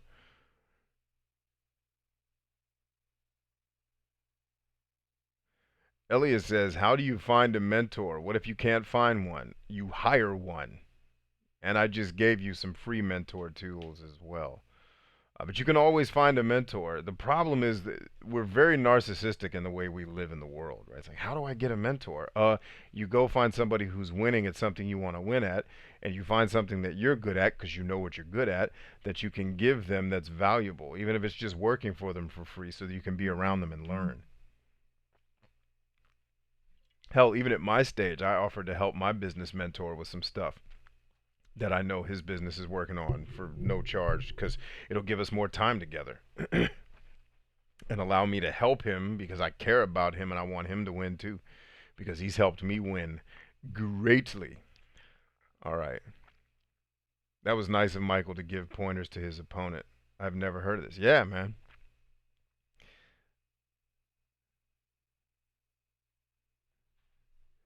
Dark Dally says, I agree. Read books. And then, of course, life experience trumps all. Yeah, but just remember with mentors, you're still getting life experience. It's their life experience, but you can, human beings are one of the only or the only species that can look into the future. It's like you can imagine yourself and simulate you being your mentor and living out the things like when I shared the business idea I shared with my mentor last year that I want to do a little bit down the road when I've got some other things squared away, including my health. And he told me it was a good idea. He then said, okay, also remember, here is something I did in my business that was similar, and here is why it failed. Do you have the skills to overcome? Can you fill in the skill gap that me and my people had that caused mine to fail? And I said, yes. In fact, that's one of the areas where I'm strongest. He says, then you're good to go, right? So I can imagine, I can simulate being him, building that IT product that he built and then seeing it fail and understanding, it failed because he and his team lacked this skill set that I have in spades. And it was like, bet. Then I can see I'm getting life experience by listening to his story from his life. Right? That's why having mentors is so valuable, because you're still getting life experience, but you're getting the life experience without having to live it. Because remember, the brain doesn't really know the difference between imaginary and real. That's why horror movies are scary. In the back of your mind, you know it's actors pretending, but you're still, right? Because the brain, the subconscious, doesn't know the difference. You know, your neocortex, it's just a movie, but your subconscious, like, this ain't no damn movie. That's Fred Krueger, G. He's slicing everybody, right? So, Hippie Mo says, "Yo, B, what's up? Dang, look like I caught the end of the stream." You did, man. Well, you caught the Q&A, which is always good too. Tiana Sweet says, "Will you be my mentor?" Yeah, I just gave you a bunch of tools for how I can mentor you. Get after it. Oh, and by the way, that's not. People ask me, "How do you get a mentor?" Walking up to someone and saying, "Will you be my mentor?" is probably not the way to do it. You want to give value first, and then receive the value from. Like, I would never walk up to. Let's see. I mean, I have my primary business mentor, and he actually became my mentor on a trip, and he was asking me questions about his business, and I knew the answers, and so I'm like, why is this genius asking me questions? It's like, and what I realized was, oh, he's asking me about an area he doesn't have experience in. I can help him. Holy crap! I'm about to help. You know, it's like one of the disciples helping Jesus with something, like, oh snap, I can help this dude. And then I did. And then he would ask me more questions. And then I'd say, well, let me ask you something. He'd be like, bet, run it. I'm like, all right, this. He's like, yeah, don't do that. That's stupid. Like, all right, bet. Thank you. That just saved me a $10,000 investment in a failed idea of technology, right? So the best way to do it is find a way you can help. Find a way you can help the mentor. And then through helping them, you'll get the mentorship. Right? That's how Tony and Steven and I got together. Was I was coaching them before we started working together. But it was paid coaching, right? They were paying for it, or pay them, or hire the mentor, hire them, right? Money always talks. But that's a pro tip, not just from me, Tiana. That's just in general when you're trying to get a mentor. Don't do it narcissistically. Give before you ask, right? It's better to give than to receive. Shah says the people who you hang out with defines your future and who you are. Dang right. Tiana says, I'll promote you on Reddit. What else could I do to earn your mentorship? Well, I mean, truth be told, you're getting some mentorship right now, right? You're on every one of my live streams. So you're getting a lot of free mentorship right then and there.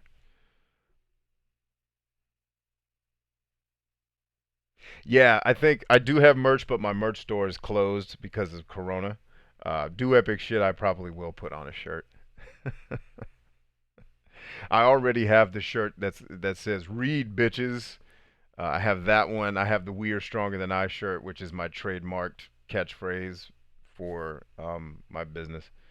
It was actually an older business, and then I just kind of carried it over to uh, my personal brand.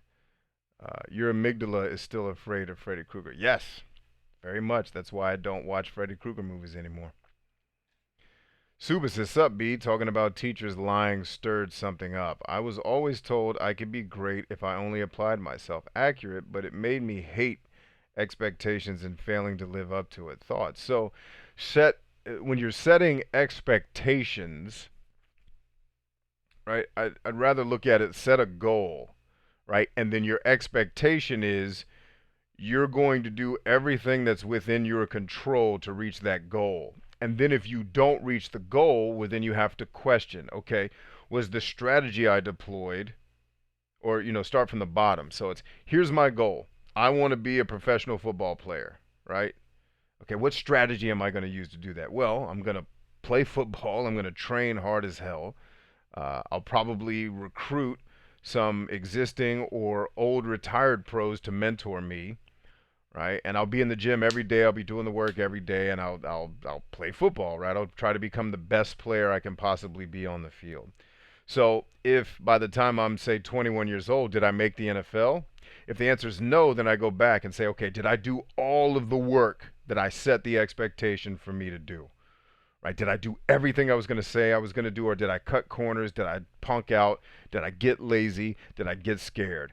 Right? Identify. And then it's like, well, if I did everything within my power, then you got to move up a level too. Okay.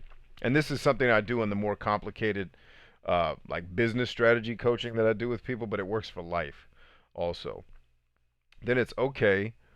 Was that's kind of the actions I took. What about the objectives? Objective one, become, all state, let's say, quarterback in high school. Objective two, set the record in my state for most passing yards. Like, these are objectives that I'm gonna fight to get to. Then it's like, did I take all the actions? Did I go to the gym every day? Did I play hard? Did I not cut corners? If I say yes, okay. Did I become an all-state quarterback? Yeah, I did. Did I set the passing record? Yes, I did. you know, but let's say I also threw a rack of interceptions. All right. So the bottom line is you start to evaluate your actions step by step. So here were the actions I took. Here were the objectives I set, right? Kind of like the mini goals that lead to the bigger goal. And then strategically, it's become the best football player I can be through training, through playing, practicing, working with my coaches, and working with professional players who are in my network. And then it's, if I did all of those things and still didn't make it to the pros, then I ask, was the goal attainable? Was I just not good enough to do it? Then what you're doing is you're not putting the expectation on, I need to make the NFL. You make the expectation, I'm going to do everything that's in my power to make the NFL. And if I don't make it, that just means I didn't make it. And I don't need to be disappointed with that, because I did everything that was in my power to make it work and it didn't go down. Right? Unfortunately, that was not my story. My story was, I didn't put in the work. I punked out. I made excuses for why I didn't play um, in college, et cetera, et cetera, et cetera. You don't get to the NFL by wishing it and then making excuses for why you're not working. Right? And that's what a lot of people do. They trick themselves, like that self-deception, that they're working harder than they really are, and then I didn't make it, man.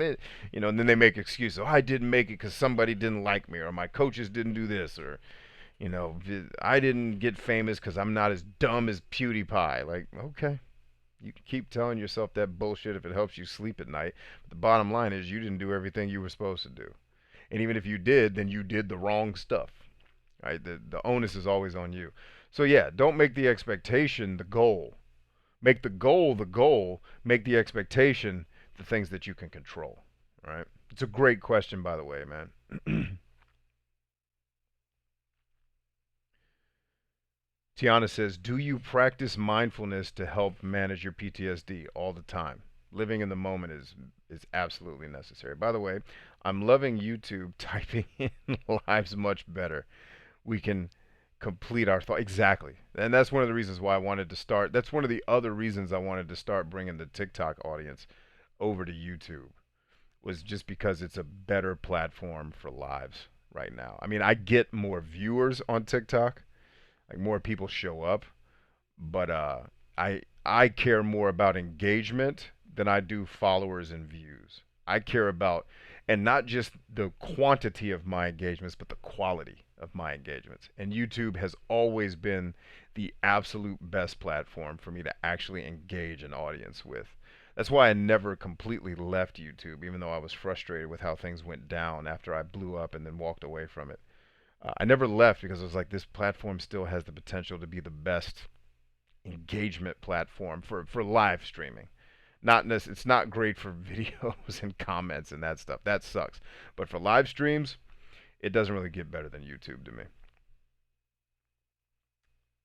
Broken Super says, I can admit cowardice in that aspect. I know it's something I have to work on. Okay, so admitting cowardice means you're in that warrior category, right? Because we all have to deal with cowardice. It's just whether or not we let it win, right?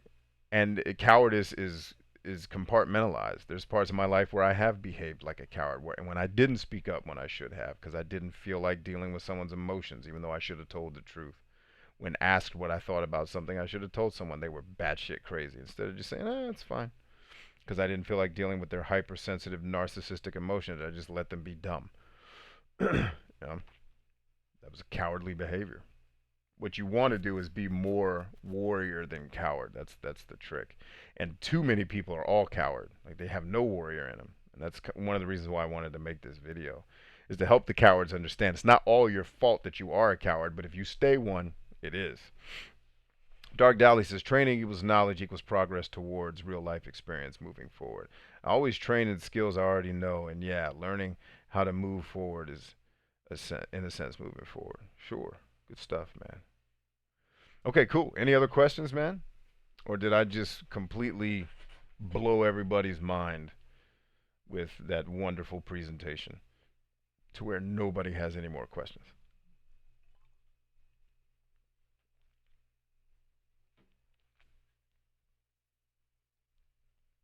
Tiana says, Bryant, thank you much for being fearless and honest about your mental wellness mission. Do you ever get anxiety attacks, rage outbursts? How do you cope? I have not had any anxiety attacks recently. Um, no, that's rare for me to get like a panic attack. I have had them, but they're very rare.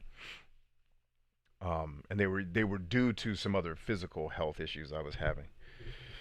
Um, rage outburst, sure. I mean, that's a for me that's a byproduct of having complex and chronic PTSD. But the way I cope is I lift a lot of weights.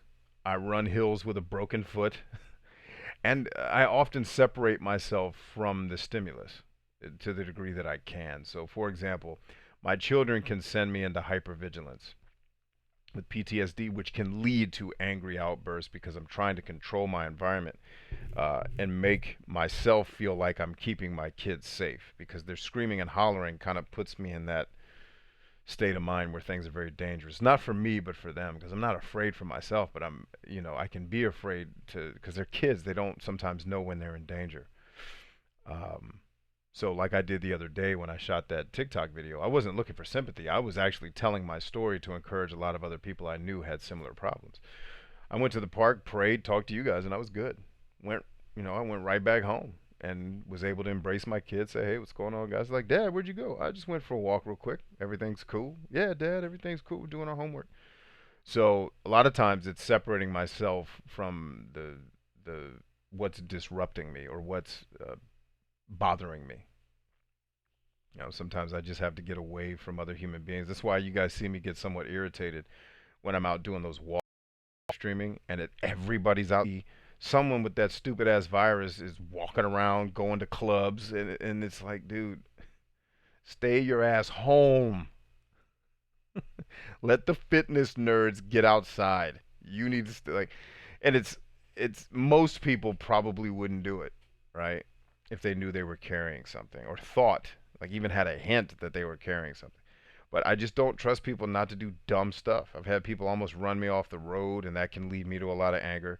I told you guys about the story where my wife and I went to meet a friend at the mall, and I almost lost my shit on three different people for just being shitty people. For a normal human being that doesn't have my weird brain, it would have been like, no, that's just how people behave. Just let it go. No, I'm not letting it go. F this guy. And this chick that's sitting in her car, like she sees us behind her, like do us a solid and just wave, hey, I'm not moving. So I got out of the car to go talk to her, like politely. I wasn't gonna yell at her, but it's like, this dumb broad, like, put your phone down and see that there's a million people trying to go to the mall. Like, are you hanging out in your car or are you leaving? Do us a solid and just say, hey, I'm not leaving. That's all you had to do. Like, I was literally in her rear view mirror, like, hey, dumb broad lady, are you leaving or not? And my wife is like, please get back in the car before she calls the cops because she thinks you're trying to attack him. Or this guy pulls out a gun because you're about to yell at him. I was like, oh, please let him do that. Like, give me a reason to knock this dude out. So a lot of times it's separating from the what's stimulating the problem. But a lot of, for me, physical activity helps a ton. So I work out every day a lot of times for mental health. Broken Super says, thanks for the advice. Good insight. Is there a way to practice that mindset or just something to keep in mind the next time I feel the pressure to perform? Well, you're going to get to practice that every day. You know what I mean? And you should feel the pressure to perform. But I don't understand this modern society. Everybody like pressure is a bad thing. Fear, no, use it. Like you're pressure to perform. Good. Then effing perform. And don't take if the performance doesn't lead to the results you wanted. That is not failure. That is testing. That's testing, not failure. It's you did something, it didn't get you the results you want, so now you know to adjust. You don't take the pressure away. The pressure is what's going to make you strong. Like I don't understand this painless world that everybody wants to live in with their damn safe spaces and words you can't say because it's going to hurt somebody's feelings. All of those people need to just freaking I don't know what to tell them. Like you're not allowed to breed if you're in the camp that needs safe spaces. Like that's why you guys don't want me to run for office because it would suck. It's like all the safe space people, all the people who are offended by words, right? Or somebody's belief, like they're not even allowed to have their belief because it offends you, or you want the world to be safe. And no, damn it, the world's hard. It's not safe, but it's a fracking wonderful adventure if you can just learn to embrace some of these things that you've been lied to think are negative. The pressure's great. You don't perform at your best if you don't feel like listen to every top comedian and they tell you if they don't feel that pressure before they go on stage, they suck. That pressure is the pressure is your physiology and your psychology trying to tell you, yo, this is awesome. Let's go win. But you've been taught to interpret it as, oh God, I'm gonna lose. I'm not gonna do it right. Who cares?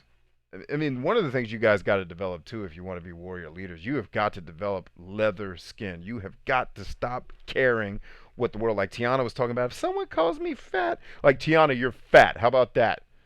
Now be strong enough not to let it tear you apart.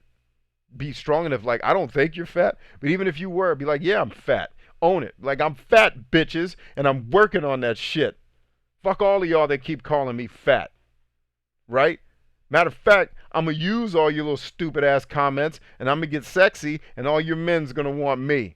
So middle fingers in the air to every. You see what I'm saying? Like you got to learn how to turn the fear and the pain against itself instead of running from it and trying to hide from it. Feel the pressure. But your problem is you're going to take the action and hope it works exactly the way you want it to. Dude, that's not Earth. That's some other planet where the gravitational pull is different. Like you're going to do something, it's not going to yield the results. So you make the adjustments and you do it again, right? Do it with the pressure. Do it scared. The pressure is going to make you great. Don't run from that. All right. Let's see. Who else? Hippie Moses, consider my mind blown. Kai says, I've become used to cowardice. I plan to use your videos. I had periods of warrior attitude. Good. So you want to stay in that energy, right? Josh says it was a wonderful presentation with some honesty. Cool, man. Hippie says, what do you do when something you enjoy starts to get in the way of what you are trying to become? Learn to enjoy the process of becoming what you're trying to become more than the thing that's getting in your way. And ask yourself, why do you enjoy it more? Is it because the process to become what you want to become hurts? Good. Learn how to enjoy the pain. Learn that. Learn that every time you feel the pain of the work, that means you're getting a little bit closer to the dream. And so now you start to associate the pain with I'm getting closer to the thing I want instead of, oh, this hurts. No. I told you guys, every time I'm in the gym and I almost vomit because I went extra hard, oh, I've trained my brain. It's like eating Cinnabons. I love it. When I push myself to the point of exhaustion to where I'm about to vomit on myself, I win. Because now I just built another one of my 8-pack. Just it's getting sent. It's being shipped by Amazon right now because of that set that I just did. Right, and I associate the progress with the pain, and then you learn to love the pain. It's like that quote I told you guys from Freddy Krueger. If you know, there's a wonderful thing about pain. If you just learn to stop feeling it, you can start to use it. Right, and I don't agree with that exact rendition of it. I believe it's like if you learn that pain is a signal that's trying to tell you you're on the right path. See, all of you have been lied to by your parents that told you you were special and tried to create a world where everyone got a trophy. Because I mean, literally, I grew up in a family where it's one of my this shit happens in my family and it drives me nuts. I hope my mom is listening to this shit. Like, it's one of my son's birthdays. Well, let's make sure we get gifts for all the kids so they don't feel left out. It's not their fucking birthday. It's his. They're supposed to feel left out. That's what a birthday is. What fucking planet are we on that you guys are so goddamn sensitive that you can't let him enjoy his day without having to share it with his shitty brothers? You know what I mean? Like, I don't understand that world. It does not compute to me. That's why I know I was supposed to be in the military. Because the military is the only place where that shit doesn't happen. And when I came out of the military, it was like I traveled into the future. It was almost as if I had been a caveman my whole life, and then I just walked into modern society like, what are all you bitchy people talking about? Right? And so, yeah, like, if it's getting in your way, learn to love the effing pain, because the pain is where the winning is. We're in love with pleasure and ease and comfort, all things that lead to the pit of hell. So enjoy the ride to hell, because if you want to win, you better start loving the hurt. And that's what I hate about this feel good personal development bullshit that's on the internet that's telling you you're awesome and it doesn't need to hurt. Like, you know how many people yelled at me for the video I did about foods you shouldn't eat? Now, they also didn't take into consideration I'm talking to effing Spartans. I'm not talking to mom's play groups that you can have a diet soda and a pastry. It's fine. Yeah, it is fine, Sally. But goddamn, I'm trying to build warriors out here who can weather the storm that's coming. So don't eat the fucking pastry and man up a little bit. You see what I'm saying? Like, it's a different mindset. I'm not trying to create a world where everybody's comfortable. Nobody wins in comfort. Nobody. Zero people have ever done anything amazing because they chased comfort and fun. Ugh. You humans are crazy. Need to figure out what planet I'm from. So I hope humanity discovers the planet I came from so I can go back to it. Let's see. Tiana Sweet says, with mindfulness, do you allow your thoughts and feelings to pass without allowing them to take the wheel? So I like to feel what I'm feeling, right? Being mindful in a moment, I feel disturbed right now, or I feel angry. Let's figure out what anger's trying to tell me. You know, what is the anger? Why am I angry in this situation? Okay, someone's being wildly stupid. Okay, but why does their stupidity make you angry? It doesn't. Why should it affect you? Well, because I've been conditioned through a lot of my training that stupidity equals failure, and at the worst parts of my career, that type of stupidity could get somebody killed, or like what happened in my unit, we had a brand new lieutenant who was out of his effing mind, got bored during war and started playing with grenades and hurt one of our soldiers. That type, like, so I associate stupidity with that guy, right? And that's so I start to, okay, anger's trying to tell me that I'm in an environment that's not safe, not necessarily physically safe, but safe. Like, for example, I don't hang around people that don't build me, that I don't hang around people that let me make excuses for why I'm failing, right? I hang around people that help me when I'm struggling and they pull me up, and if I can't make it, they help me go the extra mile, right? And I'm not saying I do all this on my own and I'm some super gladiator, right? I have a lot of people who have dug me out of some pretty serious pits, right? But my point is, it's the anger. I don't get around people who would keep me mediocre. I don't spend a lot of time around people that would let me, like, I was hanging out with one of my brothers, one of my military brothers today, and we were just talking. He's like, hey man, you prepared for it to go to shit? Yeah. Did you get enough food? Yeah. Did you get enough water? Yeah. And we were talking about where we're trying to help one of our boy buy some guns. It was just like, that dude is iron sharpens iron, right? Like the scripture talks about. I don't get around too many people who aren't iron sharpens iron. My neighbor, man, great discussions, great philosophical discussions. He's a staunch conservative, so I get to learn that perspective, right? Because I'm a little bit more, I think both parties are stupid and brilliant. Let's hear what both of you have to say. But he's all on one side. And it's like, but I listen. I'm like, okay, that's actually a good point. I like that. Boom. Yep. All right. Bet. I get to learn. And so when I'm feeling anger or something like that, I just feel it. It's like when you're getting in shape and you feel like you want to eat a bunch of food because your body's starting to eat itself, starting to eat the fat. And you just no, let's just feel hungry for a second. Let's see what happens. Like if I don't eat, am I going to come apart? No, not usually. All right, so you just feel it and figure out what the feeling is trying to tell you. Hippie Mo says also, what do I do when I always seem to be trying to distract myself from the things that matter to me and things I'm concerned about? Both questions kind of, yeah, they do go hand in hand. So, why are you you tell me, why are you distracting yourself, Hip? Why are you doing it? Why are you distracting yourself? You tell me. I'm not going to answer that for you. I just spent a whole hour teaching you about self-awareness. You tell me in the comments. You tell me why you think you're distracting yourself. Right? I'm not going to do your work for you. You do it, and then I'll help you through it. All right. DM says, I don't remember what you said verbatim, but you asked something to the effect of, "Are you a critically thinking idiot or a simple-minded genius?" God, that video depressed me. I was so I don't know if I was sad because of what was said in the comments or if I was more sad because it didn't surprise me. You know, that video, like I had high hopes that people were going to get it and it was just like, nope, they didn't. Oh no. I got a lot of work to do. Embrace things you think are negative. Good words, my man.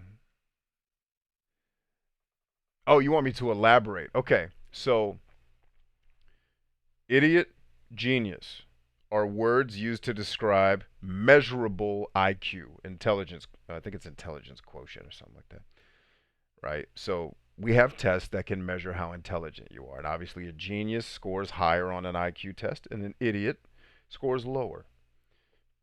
My question was, would you rather be a person who can score really high on an IQ test but never use your brain? You're just simple minded at everything? Or would you rather have a lower intelligence but be able to actually think? That was the I didn't think it was as confusing as it must have been because everyone's like, I'm a simple-minded genius. I'm like, no, yes, you are, and that's you shouldn't be happy about it. Like, this is not good. Like all the smart people didn't. All the smart people either got it or they're like, I'm not freaking answering that because I don't want to look stupid. And I just like one of my Marine buddies is an awesome dude on TikTok. It's like, guys, you're not getting it. It's he means I'd rather be with a guy who's dumb as a box of rocks on an IQ test, but can think through how to solve a problem than be with a genius who never uses their brain. That was what the point of the video was.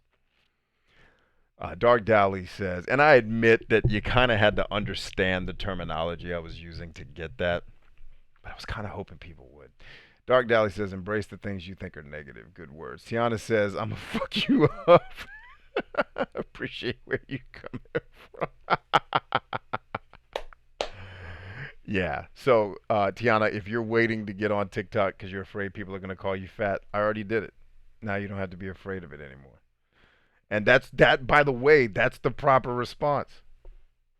Tell them to go jump off a bridge. Actually, don't say that on TikTok because they'll probably ban you. Because they'll associate that with you're telling someone to commit suicide, which no, I'm not. It's a figure of speech, you idiotic AI program. Broken Super says, LOL, I have plenty of experience with that. It's only my parents and loved ones I hate disappointing. I know they'll still love me, but I feel like I won't be if I fail.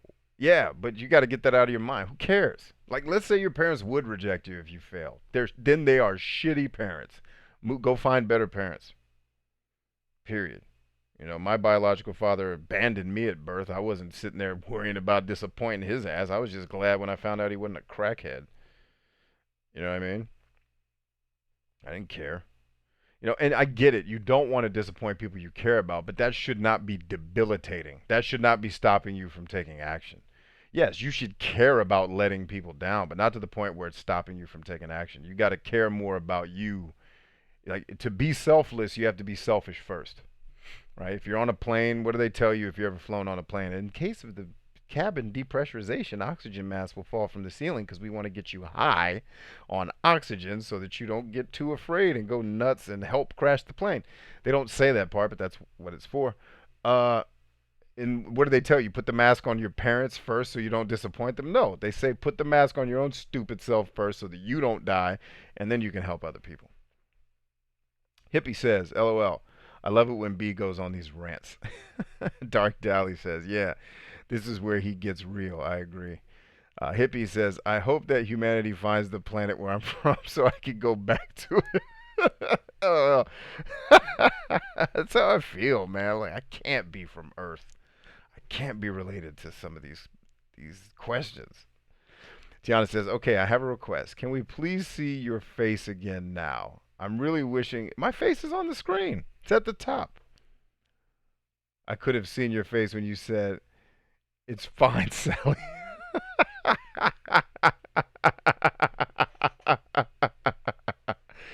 Oh, you can't see my face at the top of the screen? I'm looking at it right now. Oh, man, that's funny. Hippie says, are you struggling? Oh, yeah, I don't think that's Hippie's point. I don't think that's Hippie's problem. I've been coaching him for a while. I don't think that's the jam. As far as IQ goes, I'd rather not know and live happily. Hippie says, oh God, as long as I don't have to guess a word for 30 minutes. That's funny, man. All right, you guys got any last minute questions before I get up out of here? I'm sure the podcast has enjoyed our banter. Usually I cut the podcast off, but I figured, I'm always running experiments. Let me just let it play out, and then the podcast listeners can tell me if they like this Q&A stuff being on here or if they just want to stick to the points and move on. Tiana says, yes, but make it big, please. All right, fine. I wanted you guys to see do epic shit. I don't care about my face, but if you insist on having my face on screen. There. You happy now?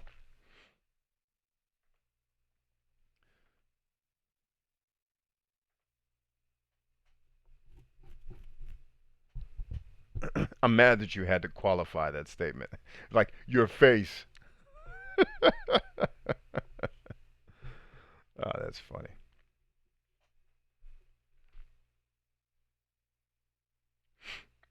There we go. There we go. All right. My face is on the screen. All right. Any last minute questions from you guys?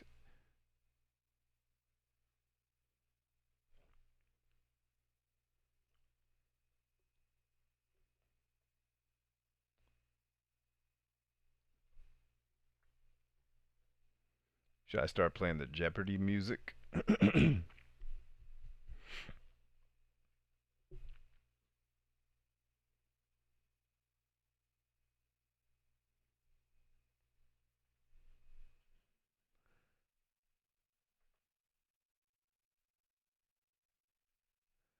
Tiana says, we seen the do epic shit. The only reason I'm here is to see your face, to be honest. Yes, your face. Your face. I put the inflection on the wrong word. Let's see. Hippie says, I know that I do it because I'm afraid. What?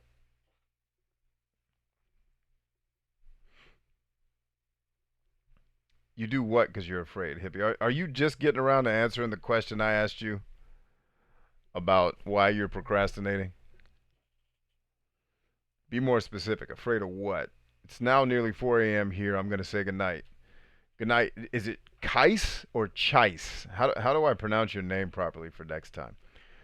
Broken Super says, cool, thanks. I watched the Tony Robbins thing on Netflix. First person he asked them who they had to be for their parents, I was like, damn, that's, yeah, like enough. Like, this is your life. It's not your parents' life. And I do feel where you're coming from. I want you to know I empathize because I've been there, right? I lived the first quarter of my life um, was, or well, not even quarter, it was over half of the first part of my life was lived, trying to live up to my parents' expectations instead of doing the stuff that I cared about.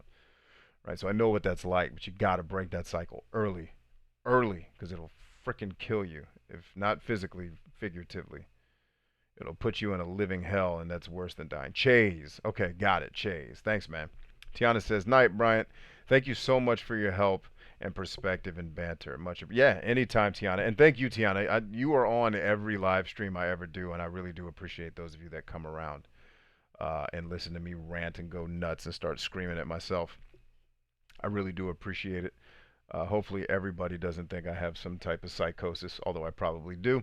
So with that said, I'm gonna go ahead and kill it here, man. Hip, you can shoot me a direct message if you want, man. If you want to talk about this in more detail, that way I don't hold up the recording or anyone else that's here. So thanks for everybody for being here. If you got any more questions about the programs um, that I talked about, you can always message me on TikTok. You can message me on Facebook. A lot of people message me on Instagram, which is cool too. I don't use Instagram that much, but that's fine.